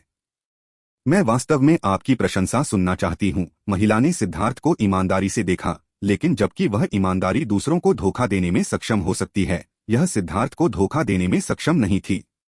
जिया युनचोंग और अन्य लोग यह देखकर आश्चर्यचकित थे कि यह महिला सिद्धार्थ को इतना महत्व देती है। उन्हें उम्मीद नहीं थी कि सिद्धार्थ में ऐसा हुनर होगा। हान वेंजुन ने व्यंग्य किया। वह सिद्धार्थ को जितना ऊपर उठाएगा, उसे जमीन पर पटकना उतना ही अच्छा लगेगा। मिस, आपने कहा सुना कि मैं संगीत सिद्धांत में कुशल हूं। सिद्धार्थ मुस्कुराया, जो महिला को देखकर मुस्कुराना नहीं था। उसने उसकी तरफ देखा। किसी अज्ञात कारण से जब सिद्धार्थ उसे घूर रहा था तो उसका दिल तेजी से धड़क रहा था। वह सिद्धार्थ को देखते हुए झूठ नहीं बोल सकती थी, हालांकि उसके पास हिम्मत थी। वह मुस्कुराई और सिद्धार्थ की ओर झुकी, उसकी नजर से बचने के लिए अपना सिर नीचे कर लिया। मिस्टर सिद्धार्थ, आपको विनम्र होने की जरूरत नहीं है। क्या ऐसा हो सकता है कि आप मुझे कोई संकेत देने से मना कर दें? चूंकि आप मुझे इस तरह मजबूर करना चाहते हैं, जबकि हमारे बीच कोई दुश्मनी नहीं है, इसलिए मैं शिष्टाचार पर खड़ा नहीं होऊंगा। सिद्धार्थ कभी भी शेखी बघारने से नहीं डरता था। उसके मुंह से शब्द बहने लगे। ठीक है, तुम सही हो। मेरा विनम्र स्वभाव 3 साल की उम्र में साहित्य और 4 साल की उम्र में मार्शल आर्ट का अध्ययन करने लगा। 5 साल की उम्र में मैं कविता और गीत सुना सकता था। 6 साल की उम्र में मैं मुर्गियों और सूअरों को मार सकता था। 7 साल की उम्र में मैं ड्रैगन और बाघों का वध कर सकता था। 8 साल की उम्र में मैंने धूल की सांसारिक दुनिया को देखा और विभिन्न संगीत कलाओं का अध्ययन करना शुरू कर दिया। जब संगीत दांव की बात आती है तो स्वर्ग की ऊंचाइयों से लेकर धरती की गहराई तक, जीथर, गुकिन, वीणा, सुबह की घंटियां, शाम का ढोल, ऐसा कुछ भी नहीं है जिसमें मैं कुशल न हो। सिद्धार्थ की शेखी बघारने से इन लोगों के कान गूंजने लगे और उनकी आंखों में तारे दिखने लगे। उनमें से कुछ के तो रोंगटे ही खड़े हो गए। पहले तो वे सिद्धार्थ से वाकई चौंक गए, लेकिन फिर सिद्धार्थ के शब्द एक धार की तरह निकले और वह पूरे 2 घंटे तक बिना एक भी वाक्य दोहराए शेखी बघारता रहा। अब आखिरकार उन्हें एहसास हुआ कि वह सिर्फ शेखी बघार रहा था, लेकिन इस स्तर तक शेखी बघारना भी एक दिव्य क्षमता के रूप में गिना जा सकता है। सबसे आश्चर्यजनक बात यह थी कि सिद्धार्थ ने आंख भी नहीं झपकाई। आखिरकार सिद्धार्थ के पास भी शेखी बघारने के लिए शब्द खत्म हो गए और वह रुक गया। हर कोई चुप था, उसकी शेखी बघारने से चक्कर खा रहा था। जैसा कि उम्मीद थी, ग्रैंडमास्टर सिद्धार्थ वाकई कमाल के हैं। मैं आपकी प्रशंसा में नतमस्तक हूं। ग्रैंडमास्टर सिद्धार्थ, क्या आप मुझे कुछ सुझाव दे सकते हैं? महिला ने सिद्धार्थ के शेखी बघारने का इंतजार किया। उसके चेहरे पर व्यंग्य छिपाए नहीं जा सकता था। उसने सीधे उसे ग्रैंडमास्टर कहा। सिद्धार्थ जितना ज्यादा शेखी बघारता, उतनी ही जल्दी उसकी बदनामी होती। यही तो वो और हान वेंजुन देखना चाहते थे। जिया यूलुओ चिंतित थी। वह जानती थी कि सिद्धार्थ को संगीत सिद्धांत के बारे में कुछ भी नहीं पता था। उसने अपना रास्ता खुद ही तय कर लिया था। क्या तुम सच में चाहती हो कि मैं तुम्हारा मूल्यांकन करूं? सिद्धार्थ मुस्कुराया। कृपया ग्रैंडमास्टर सिद्धार्थ, महिला ने उम्मीद से सिर झुकाया। ठीक है, तो मैं तुम्हें एक मूल्यांकन दूंगा। मैं अभी तुम्हारे संगीत का वर्णन करने के लिए 2 शब्दों का उपयोग करूंगा। सिद्धार्थ ने 2 उंगलियां उठाईं। बिल्कुल बकवास। सबके चेहरे बदल गए, खास तौर पर उस महिला के। वह गुस्से से पीली पड़ गई और उसने सिद्धार्थ को घूर कर देखा। हाँ, मैंने 18 साल तक जीथर में कठोर प्रशिक्षण लिया है। यह पहली बार है जब किसी ने मेरे संगीत को पूरी तरह से बेकार बताया है। दिलचस्प है, उसने व्यंग्यात्मक लहजे में कहा। आपको मार्गदर्शन देने वाले गुरु के बिना आप 180 साल की ट्रेनिंग के बाद भी बेकार ही रहेंगे। इसका इस बात से कोई लेना देना नहीं है कि आप कितने समय तक ट्रेनिंग करते हैं। एक घोंघा 18,000 साल तक ट्रेनिंग कर सकता है और फिर भी वह तेज नहीं हो सकता। किसी ने भी आपके संगीत को कचरा नहीं माना है। इसका कारण यह है कि वे लोग सिर्फ आपकी चापलूसी कर रहे थे, या शायद आप ज्यादा लोगों को अपना संगीत सुनने नहीं देते। यह सिर्फ आपके अनुभव की कमी को दर्शाता है। संगीत के उस्ताद के रूप में आप स्वर्गीय दाओ को देखने के लिए संगीत दाओ का उपयोग करते हैं। लक्ष्य शरीर और दाओ को मिलाना है, दिल को एक प्राकृतिक दायरे में पहुंचाना है ताकि उसमें कोई दोष न हो, कोई अशुद्धियां न हो। लेकिन तुम्हारा क्या? हम एक दूसरे को जानते भी नहीं हैं, लेकिन तुमने किसी और के आदेश का पालन किया और मुझे निशाना बनाने के लिए अपने संगीत दाव का इस्तेमाल किया। अपने आप से पूछो, क्या तुम्हें वाकई कोई अपराध बोध नहीं है? एक इंसान के तौर पर तुम बेकार हो, तो तुम एक दिव्य गीत कैसे बजा सकते हो? क्या तुम्हें लगता है कि दूसरे भी तुम्हारे जैसे ही दिमागहीन हैं? सिद्धार्थ ने व्यंग्य किया। ग्रैंड हान के सभी विशेषज्ञों के चेहरे बदल गए। इस बार सिद्धार्थ के शब्द सीधे और स्पष्ट रूप से उन्हें कोस रहे थे। तुम? महिला के चेहरे का भाव भी बदल गया और उसने सिद्धार्थ की ओर इशारा किया। क्या तुम्हें भी बोलते समय दूसरों की तरफ इशारा करने की आदत है? जैसी कि उम्मीद थी, तुम सब एक ही जगह से हो। सिद्धार्थ के शब्दों ने लोगों के दिलों को झकझोर दिया। ऐसा लग रहा था कि उसका पिछला मूल्यांकन जानबूझकर अपमानजनक नहीं था। उसके पास इसके समर्थन में तथ्य थे। जिया यूलुओ भी चौंक गया। सिद्धार्थ ने साफ साफ कहा था कि उसे संगीत के बारे में कुछ नहीं पता, लेकिन फिर वह इतना कुछ कैसे कह पाया? सच तो यह है कि सिद्धार्थ को संगीत के सिद्धांत की कोई समझ नहीं थी, लेकिन इस महिला ने जो गाना बजाया था वह कुछ ऐसा था जिससे वह बहुत परिचित था। ऐसा इसलिए था क्योंकि किसी ने उसे एक बार दिव्य सीलिंग सोल कैल्मिंग सॉन्ग का एक भाग भेजा था। वह व्यक्ति वह था जिससे उसकी मुलाकात संयोग से पूर्वी बंजर भूमि में हुई थी, जियान। वह गीत उस समय ड्रैगन ब्लड लीजन के लिए बेहद फायदेमंद था। यही वजह थी कि उसे उसमें मौजूद हर एक बीट याद थी। उस समय उसे जुआन मास्टर से हिडन स्क्रिप्चर पैवेलियन के प्राचीन ग्रंथों को पढ़ने की अनुमति मिल गई थी। उसने उन सभी को पलटकर देखा था। ऐसा इसलिए नहीं था क्योंकि सिद्धार्थ बहुत अध्ययनशील था, बल्कि इसलिए क्योंकि वह 9 सितारा हेगेमन बॉडी आर्ट से संबंधित रिकॉर्ड खोजने की उम्मीद कर रहा था। अफसोस की बात है कि उसे कुछ भी नहीं मिला, लेकिन अपनी याददाश्त के कारण वह पढ़े गए ग्रंथों को नहीं भूला था। यह ठीक इसलिए था क्योंकि उसने उन प्राचीन ग्रंथों में से बहुत से पढ़े थे, इसलिए वह शराब के देवता महल के शिष्यों से उनकी शराब ठगने में सक्षम था। प्राचीन ग्रंथों में कई गहन सिद्धांत थे जिन्हें समझना मुश्किल था। वे सरल लगते थे, फिर भी प्रत्येक शब्द के कई अर्थ थे और उनमें निहित सिद्धांत महान ज्ञान के स्रोत थे। तो सिद्धार्थ इस महिला के जीथर संगीत और गायन से परिचित था जिसने उसे आत्मविश्वास दिया था। इसलिए यह जानते हुए भी कि यह एक जाल था, वह फिर भी अपने प्रतिद्वंद्वी के चेहरे पर थप्पड़ मारने के लिए इसमें कूद पड़ा। मैंने कई साल पहले दिव्य सीलिंग सोल कैल्मिंग सॉन्ग सुना था। उस व्यक्ति का वादन सच्ची दिव्य क्षमता थी। यह लोगों को कलात्मक क्षेत्र में खींच लाने में सक्षम था। वह तुमसे हजारों गुना बेहतर थी। फिर जहां तक तुम्हारे गायन की बात है, तुम्हारा साउंड डाओ दो खांसी आह, मेरा मतलब है कि तुम्हारी आवाज की सीमा पर्याप्त नहीं है। इस तरह का उच्च कठिनाई वाला शास्त्र तुम्हारी पहुंच से बाहर है। तुम्हारा वादन औसत था, तुम्हारा गायन औसत था और तुम उनके बीच कोई प्रतिध्वनि बनाने में असमर्थ थे, नहीं तुम लोगों को उस तरह के कलात्मक क्षेत्र में लाने में सक्षम थे। मुझे बताओ, क्या तुम्हें नहीं लगता कि तुम्हारा प्रदर्शन बिल्कुल बेकार था? सिद्धार्थ ने पूछा। इतना ऊपर और अलग थलग रहने की कोशिश मत करो। कौन नहीं जानता कि कैसे नुक्स निकालना है? अगर तुम में कुछ भी क्षमता है तो हमें दिखाने के लिए अपना खुद का प्रदर्शन करो, क्रोधित महिला ने गुस्से से कहा। सिद्धार्थ ने थोड़ा मुस्कुराया। उसे पता था कि वह ऐसा कुछ कहेगी। सौभाग्य से उसके पास जी यान द्वारा भेजी गई फोटोग्राफिक जेड थी। वह बस थोड़ा और दिखावा करने और इसे खेलने वाला था। हालांकि यह कोई व्यक्तिगत प्रदर्शन नहीं होगा, लेकिन उसने अपने प्रतिद्वंद्वी के चेहरे पर पहले ही काफी थप्पड़ मार दिए थे। कौन सा सम्मानित अतिथि मेरी ग्रैंडजिया सिटी को अपनी उपस्थिति से सुशोभित कर रहा है? जैसे ही सिद्धार्थ फोटोग्राफिक जेड को बाहर निकालने वाला था, ग्रैंडजिया शहर में एक शानदार आवाज गूंज उठी। सिद्धार्थ को यह जानकर आश्चर्य हुआ कि यह आवाज ग्रैंडजिया के सम्राट की थी। सिद्धार्थ और बाकी लोग हैरान थे। आखिर कौन आया था जो सम्राट को भी परेशान कर रहा था और उसे इतना सम्मानजनक लहजा अपनाने पर मजबूर कर रहा था? भ्रामक संगीत। अमर महल के शिष्य महामहिम ग्रैंडजिया का अभिवादन करते हैं। अचानक अमर संगीत जैसी आवाज गूंजी। बस यही आवाज दूसरों को कलात्मक एहसास करा सकती थी। प्रत्येक शब्द में स्वर्गीय दाओस की पुकार का एक अंतर्निहित आकर्षण था। इसे सुनकर लोगों को शांति का अनुभव हुआ। तो यह अमर महल से शिष्य हैं, इसमें कोई आश्चर्य नहीं है। कृपया महल के हॉल में आए और हम मिल सकते हैं। जिया युयांग की आवाज गूंज उठी, जिससे सभी लोगों के चेहरे बदल गए। यहां तक कि ग्रैंडजिया के सम्राट भी केवल शिष्यों को प्राप्त करने की पहल करेंगे। क्या चल रहा था? हान वेंजुन और जिया युनचोंग भी चौंकने से अछूते नहीं थे, लेकिन चौंकने के बाद वे खुश भी हुए। इल्यूसिव म्यूजिक इमोर्टल पैलेस एक ऐसी शक्ति थी जिसके पास एक सच्चे अमर की विरासत थी।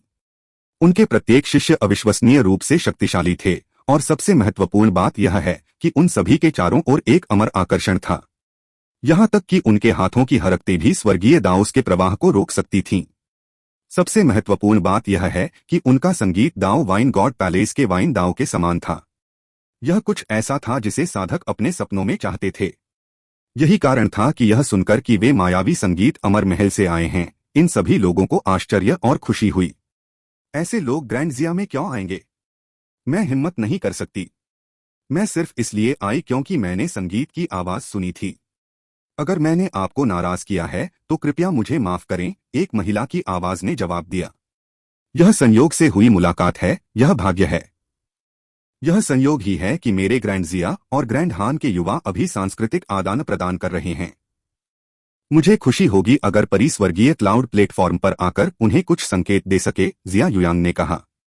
मैं यह कहने की हिम्मत नहीं कर सकती कि मैं कोई सुझाव दे सकती हूँ, लेकिन मैं ग्रैंडजिया और ग्रैंड हान के युवाओं के कौशल का अनुभव करना चाहती हूँ, उस महिला ने कहा।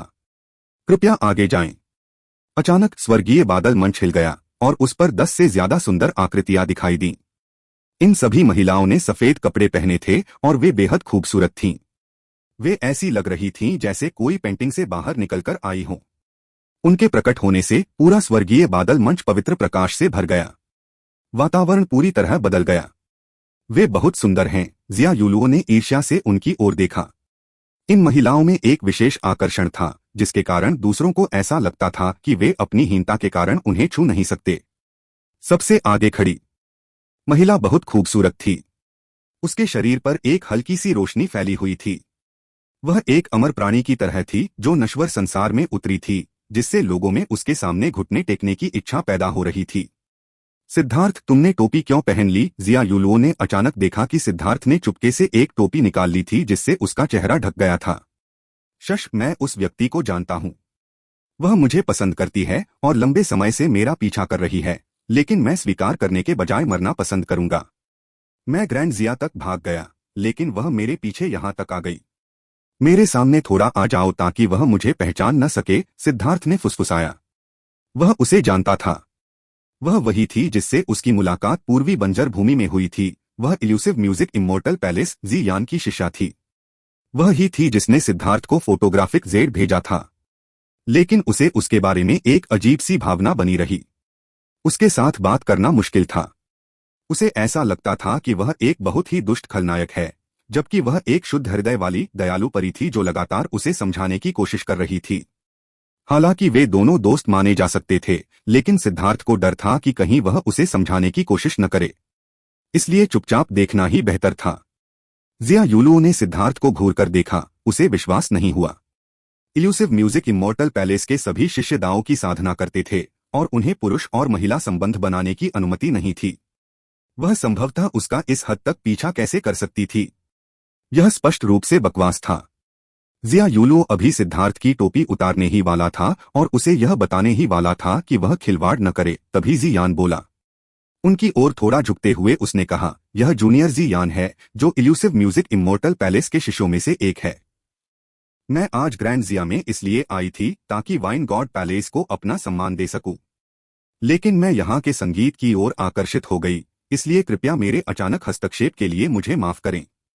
आप बहुत विनम्र हैं। यहाँ आकर मेरी ग्रैंड जिया की चापलूसी करना हमारे लिए एक आशीर्वाद है। कृपया बैठिए। मेजबान के रूप में जिया युनफेंग ने जल्दी से उनके लिए चीजें व्यवस्थित की। सभी ने जल्दी से उनके लिए जगह खोल दी।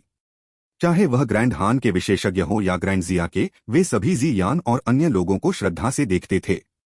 वे अपने आसपास स्वर्गीय दाओस की ऊर्जा को महसूस कर सकते थे। ऐसा लग रहा था जैसे वे स्वर्ग से आए हों। हर कोई बहुत विनम्र है। मैं यहाँ इसलिए आया क्योंकि मैंने यहाँ का कुछ संगीत सुना था और कुछ काम निपटाने के बाद मैं देखना चाहता था कि शायद हमारे बीच किस्मत है या नहीं। क्या मैं जान सकता हूँ कि उस समय जीथर कौन बजा रहा था? जी यान ने पूछा। यह जूनियर था। मैंने अपने खराब कौशल पर इल्यूसिव म्यूजिक इमोर्टल पैलेस की परियों को हंसने पर मजबूर कर दिया है। जीथर बजाने वाली महिला अस्वाभाविक भाव के साथ आगे बढ़ी। यद्यपि वह संगीत दांव में निपुण होने का दावा करती थी, लेकिन वह जानती थी कि उसे मायावी संगीत अमर महल के शिष्यों के साथ तुलना करने का कोई अधिकार नहीं है। जी यान और अन्य लोगों को स्वर्ग से देवी की तरह देखकर वह ईर्ष्यालु और पूजनीय दोनों थी। उसकी नजर बहुत जटिल थी। बहन, तुम बहुत विनम्र हो। 100 लोगों के बीच 100 अलग अलग तरह के संगीत होंगे। जीथर की आवाज दिल को दर्शाती है, और चूंकि हर व्यक्ति के अनुभव और समझ अलग अलग हैं, इसलिए एक ही गीत को अलग अलग स्वाद के साथ बजाया जा सकता है। प्रत्येक कला की अपनी संभावनाएं होती हैं और प्रत्येक व्यक्ति का दांव अलग होता है। कोई ऊंचा या नीचा, अश्लील या परिष्कृत नहीं होता। पूर्वी बंजर भूमि में मैंने एक बार एक निश्चित व्यक्ति से कई चीजें सीखी थीं। तब से मुझे सभी प्रकार के संगीत दांव में बहुत आनंद मिलता है। प्रत्येक संगीतकार की शैली अलग अलग जीवन का प्रतिनिधित्व करती है और वे सभी सीखने और अनुभव करने लायक हैं। जी यान ने महिला को देखकर मुस्कुराया। उसकी आवाज स्वर्गीय संगीत की तरह थी और यह सुंदर और सौहार्दपूर्ण दोनों थी। वह अमर और नश्वर का मिश्रण लगती थी, जिससे लोगों को ऐसा लगता था कि वे सपना देख रहे हैं। सिद्धार्थ ने भीड़ से चुपके से जी यान को देखा। वह चौंकने से खुद को नहीं रोक सका। जी यान वास्तव में एक बेहद भयानक क्षेत्र में पहुंच गई थी। हालांकि उसने अपनी आभा नहीं छोड़ी थी, लेकिन सिद्धार्थ ने उसमें से किसी तरह की अविश्वसनीय रूप से शक्तिशाली ऊर्जा को महसूस किया। यह ऊर्जा असीम थी। ऐसा लग रहा था जैसे जी यान स्वर्ग और पृथ्वी के भाग्य का एक भयानक नियंत्रक था। इसने सिद्धार्थ को यह एहसास दिलाया कि वह उसे हरा नहीं सकता। यद्यपि उसके भीतर की ऊर्जा मौन थी, जिससे वह उसकी शक्ति का अनुमान नहीं लगा सकता था। केवल 9 सितारा हेगेमन बॉडी आर्ट की तीव्र इंद्रियों का उपयोग करके उसने महसूस किया कि वह उसका मुकाबला नहीं कर सकता। तुम्हारे शब्द मुझे सम्मान देते हैं। वे वास्तव में विचार के लिए भोजन हैं और एक असहनीय असभ्य व्यक्ति से निकलने वाली गंदी बातों से लाखों गुना बेहतर हैं। महिला ने जी यान की ओर झुककर प्रणाम किया, लेकिन उसकी आंखें भीड़ में एक निश्चित आकृति को देख रही थीं। वह जानबूझकर जी यान के मूल्यांकन का उपयोग सिद्धार्थ पर जवाबी हमला करने के लिए कर रही थी। मायावी संगीत अमर महल के शिष्य संगीत दांव के शिखर पर खड़े थे। यहाँ तक कि ऐसे व्यक्ति ने भी उसके संगीत को कचरा नहीं कहा था, तो सिद्धार्थ ऐसा करने के लिए कैसे योग्य हो सकता है। जी यान चौंक गई। उसने तुरंत उस महिला की निगाहों का अनुसरण किया और उसकी खूबसूरत आंखें चमक उठीं। सुखद आश्चर्य भरे स्वर में उसने कहा, सिद्धार्थ तुम यहाँ क्यों हो? जी यान द्वारा सिद्धार्थ का नाम पुकारने से सभी चौंक गए। उन्होंने अविश्वास से सिद्धार्थ को देखा। जिया यूलुओ विशेष रूप से चौंक गया। क्या इसका मतलब यह था कि सिद्धार्थ अभी बकवास नहीं कर रहा था? अरे, उसने फिर भी मुझे पहचान लिया। मुझे सिर्फ एक नजर से पहचान पाना, मुझे लगता है इसका मतलब सिर्फ इतना है कि मैं सिद्धार्थ मुर्गियों के झुंड के बीच एक असाधारण रूप से उत्कृष्ट सारस हूं। चूंकि वह उजागर हो चुका था, सिद्धार्थ ने अपनी टोपी उतारी और जी यान की ओर मुस्कुराया। पूर्वी बंजर भूमि में बिछड़ने के बाद लेडी जी यान और भी सुंदर हो गई है। आपकी सुंदरता और साधना का आधार हर गुजरते दिन के साथ आगे बढ़ता है। सिद्धार्थ ने मुस्कुराते हुए जी यान को देखा। यह कहने की जरूरत नहीं थी कि जी यान पहले से ही एक परी जैसी सुंदरता थी, लेकिन अब उसके चारों ओर अमर आकर्षण और भी घना हो गया था, जो मेंग्क्यूई की हवा के समान था। लेकिन मेंग्क्यू का अमर आकर्षण जन्मजात था, जबकि जी यान का अमर आकर्षण साधना के जरिए था। उनकी शान शौकत वाकई एक जैसी थी। लेकिन सिद्धार्थ की नजर में जब सुंदरता की बात आती है तो मेंग्क्यू अभी भी उससे एक स्तर आगे थी। शायद ऐसा इसलिए था क्योंकि वह उसकी होने वाली पत्नी थी और उसे लगता था कि उसकी पत्नी ज्यादा सुंदर है। जी यान ने सिद्धार्थ की सौहार्दपूर्ण मुस्कान पर कोई आश्चर्य व्यक्त नहीं किया। इसके बजाय उसने उसके साथ परिचित व्यवहार करते हुए कहा, पूर्वी बंजर भूमि में बिछड़ने के बाद भाई लॉन्ग की कृपा पहले जैसी ही है। यह वास्तव में किसी व्यक्ति को आह भरने पर मजबूर कर देती है। लेकिन बेशक गुजरते साल स्वर्गीय प्रतिभाओं को काटने वाले ब्लेड की तरह हैं। समय मेरा रूप बदल सकता है, लेकिन यह मेरा दिल नहीं बदल सकता। या इसे सरल तरीके से कहें तो जब मेरे चरित्र की बात आती है तो यह एक अंधे व्यक्ति की तरह है जो देखने की कोशिश कर रहा है। यह निराशाजनक है, सिद्धार्थ ने असहाय होकर कहा। सिद्धार्थ और जी यान को मुस्कुराते और बात करते देख सभी लोग चौंक गए। जी यान स्वर्ग से आए दूत की तरह था, जिससे वे सभी संकोची हो गए। उन्हें डर था कि कहीं वे उसे नाराज न कर दें। लेकिन सिद्धार्थ अभी भी वैसा ही व्यवहार कर रहा था। उसका वह भद्दा रूप और जी यान का अमर आकर्षण उन्हें ऐसा महसूस करा रहा था जैसे किसी परी को सांसारिक दुनिया में गिरने के लिए मजबूर किया गया हो। माफ करना, मैं बहुत असभ्य था। मैं संयोग से ईस्टर्न वेस्टलैंड में सिद्धार्थ से मिला था। जिस व्यक्ति के बारे में मैं पहले बात कर रहा था वह वही था। बड़ी बहन, आपने पहले जो कहा, वहां कोई था जिसने आपके खेल की आलोचना की थी। आप सिद्धार्थ के बारे में बात नहीं कर सकती थी, है ना? मैं भी सुनना चाहता हूं कि उसने आपके बारे में किस तरह का मूल्यांकन किया था, जी यान ने उम्मीद से कहा। उफ! महिला तुरंत अवाक रह गई। सभी दिखावे से ऐसा लग रहा था कि जी यान सिद्धार्थ का बहुत सम्मान करता था, लगभग ऐसा लगता था जैसे वे साथी हों। इसलिए उसे नहीं पता था कि क्या जवाब देना है। यह सुनकर महिला की उसके प्रति नाराजगी काफी हद तक कम हो गई। सिद्धार्थ अपना चेहरा दिखा रही थी। महिला को जी यान के सामने झुकने की इच्छा हुई। अपने महान अनुभव को नजरअंदाज करते हुए भी सिर्फ इस उदारता को ही वह देख सकती थी। यह सोचकर कि कैसे उसने किसी और के आदेश के कारण जानबूझकर सिद्धार्थ को उकसाया था, उसे शर्म महसूस हुई। मिस जी यान, जब आप आ ही गई हैं, तो आप भी कोई गाना क्यों नहीं बजाती? अगर आप ऐसा करेंगी तो मैं खुशी के आंसू बहाऊंगी, सिद्धार्थ ने मुस्कुराते हुए कहा। जी यान थोड़ा मुस्कुराया। चूंकि भाई लॉन्ग ने इसे इस तरह से रखा है, इसलिए मैं मना करने की हिम्मत नहीं कर सकता। यह कैसा रहेगा?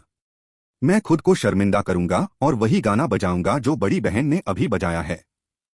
सभी लोग कृपया इस पर ध्यान से विचार करें। जी यान मंच पर उड़ी। उसके हाथ हिलाने से एक प्राचीन जीथर उसके सामने प्रकट हुआ। जीथर 2.5 मीटर लंबा था, जिसका सिर ड्रैगन का और शरीर फीनिक्स का था। यह अज्ञात था कि यह किस लकड़ी से बना था, लेकिन इस पर बनी शिराओं के पैटर्न लगभग तराजू जैसे दिखते थे। उसमें से एक सरल प्राचीन आभा फूट पड़ी।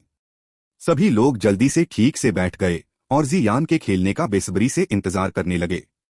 सिद्धार्थ, क्या तुम सच में इस दिव्य परी को जानते हो? क्या वह वास्तव में तुम्हारा पीछा कर रही है?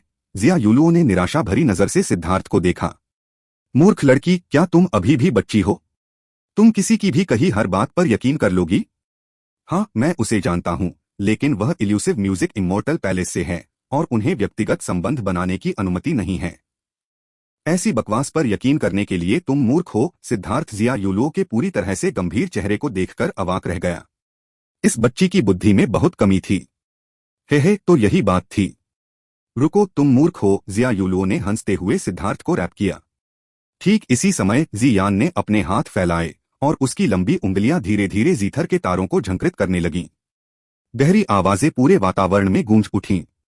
वह जो गाना बजा रही थी वह वही था, लेकिन महिला का गाना धीमा और हल्का था, लेकिन यह आवाज भारी थी जो सीधे लोगों के दिलों और यहां तक कि उनकी आत्माओं की गहराई में उतर रही थी। सिद्धार्थ ने हल्के से मुस्कुराया। यह संगीत दाव का सच्चा शिखर था। अपने दिल का उपयोग स्वर्गीय दाव से जुड़ने के लिए करना, अपने संगीत को अपने विचारों और भावनाओं को प्रतिबिंबित करना। यह अविश्वसनीय रूप से साफ पानी के साथ एक गहरे कुंड में गिरने जैसा था, जिसमें थोड़ी सी भी अशुद्धता नहीं थी। जैसे ही जीथर संगीत बजता, वे सभी एक अलग दुनिया में चले जाते। उन्हें ऐसा लगता था जैसे वे अंतरिक्ष में बैठे हों। जब वे चुपचाप ब्रह्मांड की कार्यप्रणाली को देख रहे थे, तो उनके चारों ओर तारे बह रहे थे। प्रारंभ में आदिम अराजकता विभाजित हो गई। यांग ने स्वर्ग का निर्माण किया, यिन ने पृथ्वी का निर्माण किया। यिन और यांग विभाजित हो गए, स्वर्ग और पृथ्वी आमने सामने थे। अचानक उस स्थान के भीतर एक सुंदर आवाज प्रकट हुई जो उनकी आत्माओं में गहराई तक प्रवेश कर गई। ऐसा लग रहा था जैसे स्वर्ग और पृथ्वी मंत्रोच्चार कर रहे हों, मानो देवता बड़बड़ा रहे हों। उस पल में सिद्धार्थ ने दुनिया की शुरुआत देखी।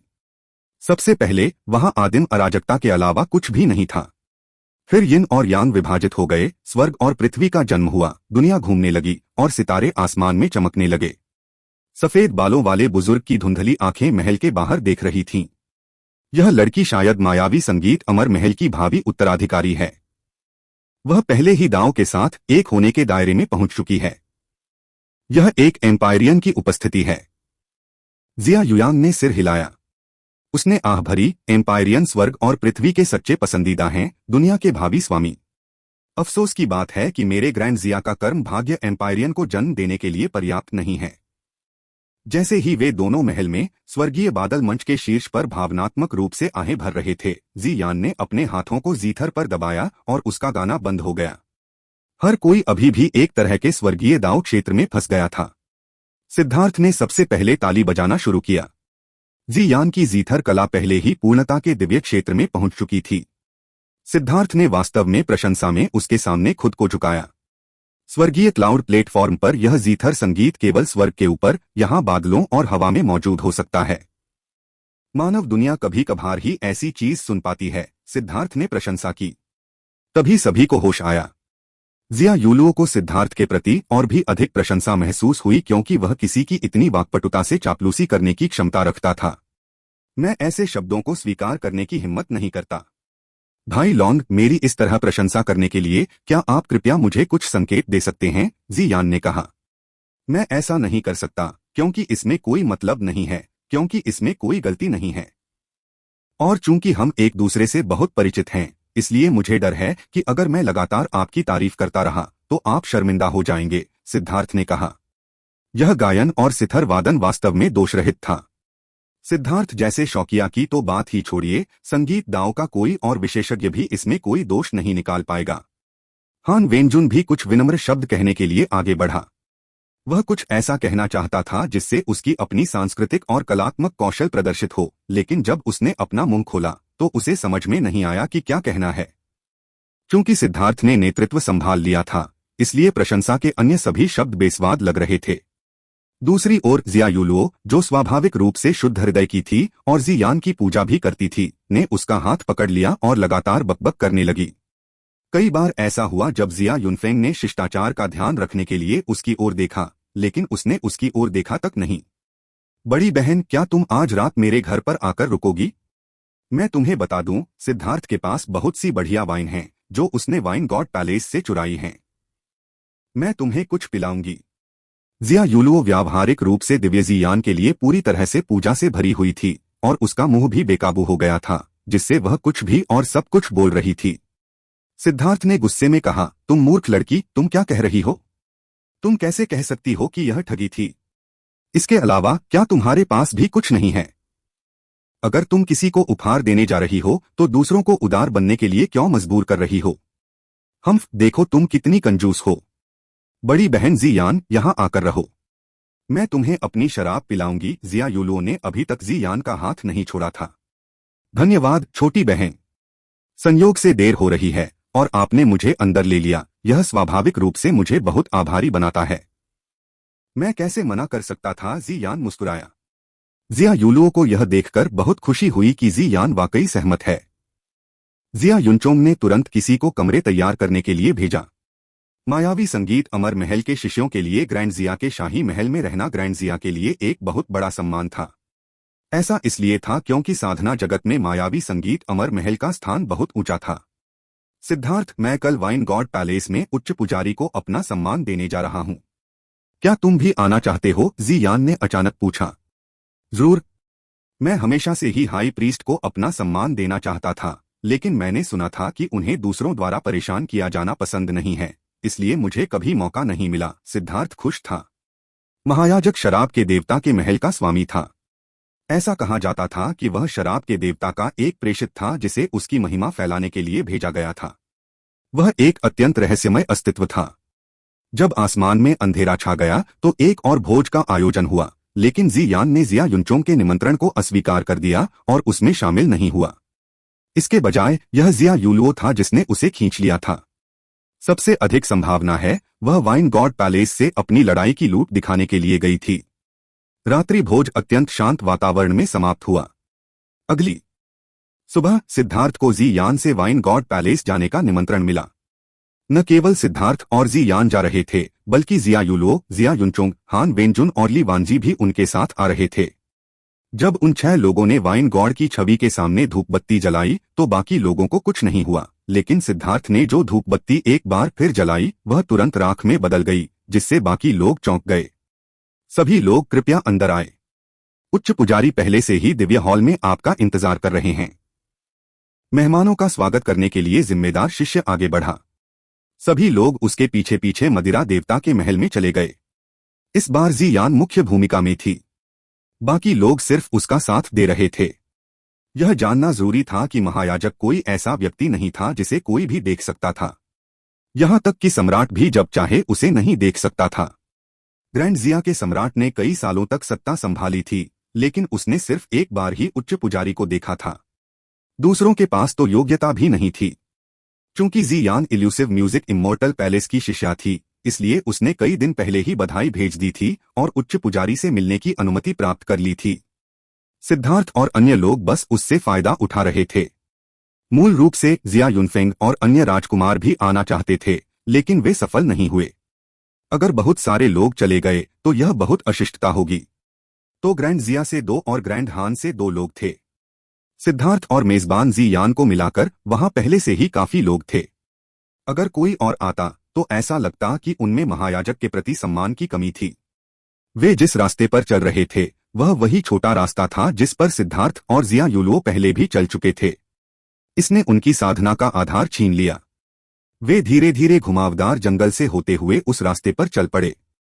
वाइन गॉड पैलेस वास्तव में मानव दुनिया के भीतर एक वंडरलैंड है। एकांत और घुमावदार रास्ता, पहाड़ों में छिपे छोटे मंडप, यह लगभग मेरे ग्रैंड हान के छिपे हुए अमर द्वीप के समान है, हान वेनजुन ने प्रशंसा करते हुए कहा, क्योंकि वह आसपास के दृश्यों को देख रहा था। सिद्धार्थ ने अंदर ही अंदर व्यंग्य किया। यह वाकई बेशर्मी थी। सिद्धार्थ ने बिना कुछ कहे हान वेनजुन को एक परिष्कृत विद्वान की तरह व्यवहार करते हुए देखा, लेकिन जिया युनचोंग अपना मुंह खोलने से खुद को नहीं रोक सका। राजकुमार वेनजुन की तुलना थोड़ी अलग है। वाइन गॉड पैलेस में एक सच्चे भगवान की विरासत है, जबकि आपके छिपे हुए अमर द्वीप के इर्द गिर्द केवल कुछ मिथक ही घूमते हैं। ऐसा लगता है कि उनके बीच का अंतर तुलना करने के लिए बहुत बड़ा है। ग्रैंड हान का छिपा हुआ अमर द्वीप सुंदर दृश्यों वाले एक द्वीप से ज्यादा कुछ नहीं था। इस द्वीप को और अधिक प्रसिद्ध बनाने के लिए उन्होंने इसके बारे में बहुत सारी मनगढ़ंत दिव्य कहानियां गढ़ी थीं। फिर उन्होंने द्वीप पर कुछ प्राचीन अवशेष बनाए थे। फिर पूरे मार्शल हेवन महाद्वीप को देखते हुए उन्होंने प्रसिद्ध आकृतियों को चुना और द्वीप पर उन आकृतियों के कुछ निशान फेंक दिए। वे चिल्लाते थे, देखो, वह भव्य आकृति वास्तव में मेरे ग्रैंड हान से आई थी। उनके पास कोई आधार नहीं था, इसलिए उन्होंने जो चाहा उसे बेतरतीब ढंग से बना दिया। इससे ग्रैंड जिया बहुत असंतुष्ट हो गया। यही वजह थी कि जिया युनचोंग ने पलटवार करने से खुद को नहीं रोक पाया। ये सभी मिथक बहुत पहले हुए थे और उनकी पुष्टि करने का कोई तरीका नहीं है। हम पूरी तरह से निश्चितता के साथ नहीं कह सकते कि छिपे हुए अमर द्वीप पर कोई सच्चा अमर नहीं था, इसलिए आपके लिए ऐसा कहना बहुत जल्दी है। इसके अलावा मैंने केवल इतना कहा कि दृश्य समान था। भाई युनचोंग ने मेरे शब्दों को गलत समझा। हालांकि वह सिद्धार्थ की बराबरी नहीं कर सकता था, लेकिन इसका मतलब यह नहीं था कि हान वेंजुन बहस करना नहीं जानता था। वाक्पटुता की तुलना करें तो सिद्धार्थ एक ही वाक्य से हान वेंजुन को घुटन महसूस करा सकता था, और हान वेंजुन के पास भी वही क्षमता थी जब बात जिया युनचोंग की आती थी। जिया युनचोंग के पास जवाब देने का कोई तरीका नहीं था। सम्माननीय अतिथि लौट आए हैं, कृपया इस शिष्य का प्रणाम स्वीकार करें। जब वे पहले मंडप में पहुंचे तो पीछे वाला आदमी उसके सामने खड़ा था और सिद्धार्थ की ओर झुक रहा था। यह सुनकर सभी चौंक गए। क्या हो रहा था? वाइन गॉड पैलेस के शिष्य कब से दूसरों के आगे झुकने लगे? सिद्धार्थ ने जल्दी से उसे उठाया और कड़वी मुस्कान के साथ कहा, वे सभी महान व्यक्ति थे जो स्वर्ग और पृथ्वी को हिलाने की क्षमता रखते थे, जबकि वह सिर्फ एक ठग था। पिछली बार उसे वाइन गॉड पैलेस के शिष्यों की उत्पत्ति के बारे में नहीं पता था। जब उसे इसके बारे में पता चला तो उसे ठंडे पसीने आने लगे थे। मैं वास्तव में ऐसी बात स्वीकार करने की हिम्मत नहीं कर सकता, सिद्धार्थ ने विनम्रतापूर्वक कहा। आपके संकेत से शिष्य को अचानक समझ आ गई। मेरे हृदय की बेड़ियां टूट गईं और बादल और धूल बह गए। मैं हर दिन आपके लौटने का इंतजार कर रहा था ताकि शिष्य आपको धन्यवाद दे सके। अगले कुछ दिनों में शिष्य आत्मज्ञान की यात्रा पर निकल जाएगा, इसलिए आदरणीय अतिथि के आगमन से शिष्य की इच्छा पूरी हो गई है, वाइन गॉड पैलेस के शिष्य ने कहा। उसने एक बार फिर सिद्धार्थ की ओर सम्मानपूर्वक सिर झुकाया और उनकी नजरों से ओझल हो गया। जिया युलुओ के अलावा बाकी लोगों को पता नहीं था कि क्या हो रहा था। यह कैसा मजाक था? वाइन गॉड पैलेस के सभी शिष्य अतुलनीय रूप से घमंडी लोग थे। उनके लिए एक युवा के सामने झुकना और खुद को शिष्य कहना, क्या यह दुनिया पागल हो गई थी? जी यान भी अपवाद नहीं था। जब उसने सिद्धार्थ को देखा तो उसकी आंखों में एक चमकीली रोशनी चमक उठी जिससे उसे शर्मिंदगी महसूस हुई। उसने कहा, सच में यह सिर्फ एक संयोग था। मुझे नहीं पता कि मैंने क्या बेतरतीब बात कही, लेकिन इस सीनियर ने इसके जरिए खुद को प्रबुद्ध कर लिया। यह सिर्फ उसका भाग्य था और इसका मुझसे कोई लेना देना नहीं था। वे आगे बढ़ते रहे। नतीजतन लोग जिन मंडपों से गुजरे वहां से निकलकर सिद्धार्थ को अपना अभिवादन करने लगे, जिससे वे अवाक रह गए। क्या सिद्धार्थ का दूसरे लोगों के साथ रिश्ता वाकई इतना अच्छा था? अरे यार, तुम आखिरकार लौट आए। यहाँ आओ, हम 300 मुकाबलों में और लड़ेंगे। अचानक उनके सामने एक विशालकाय आकृति प्रकट हुई जिससे वे चौंक कर उछल पड़े।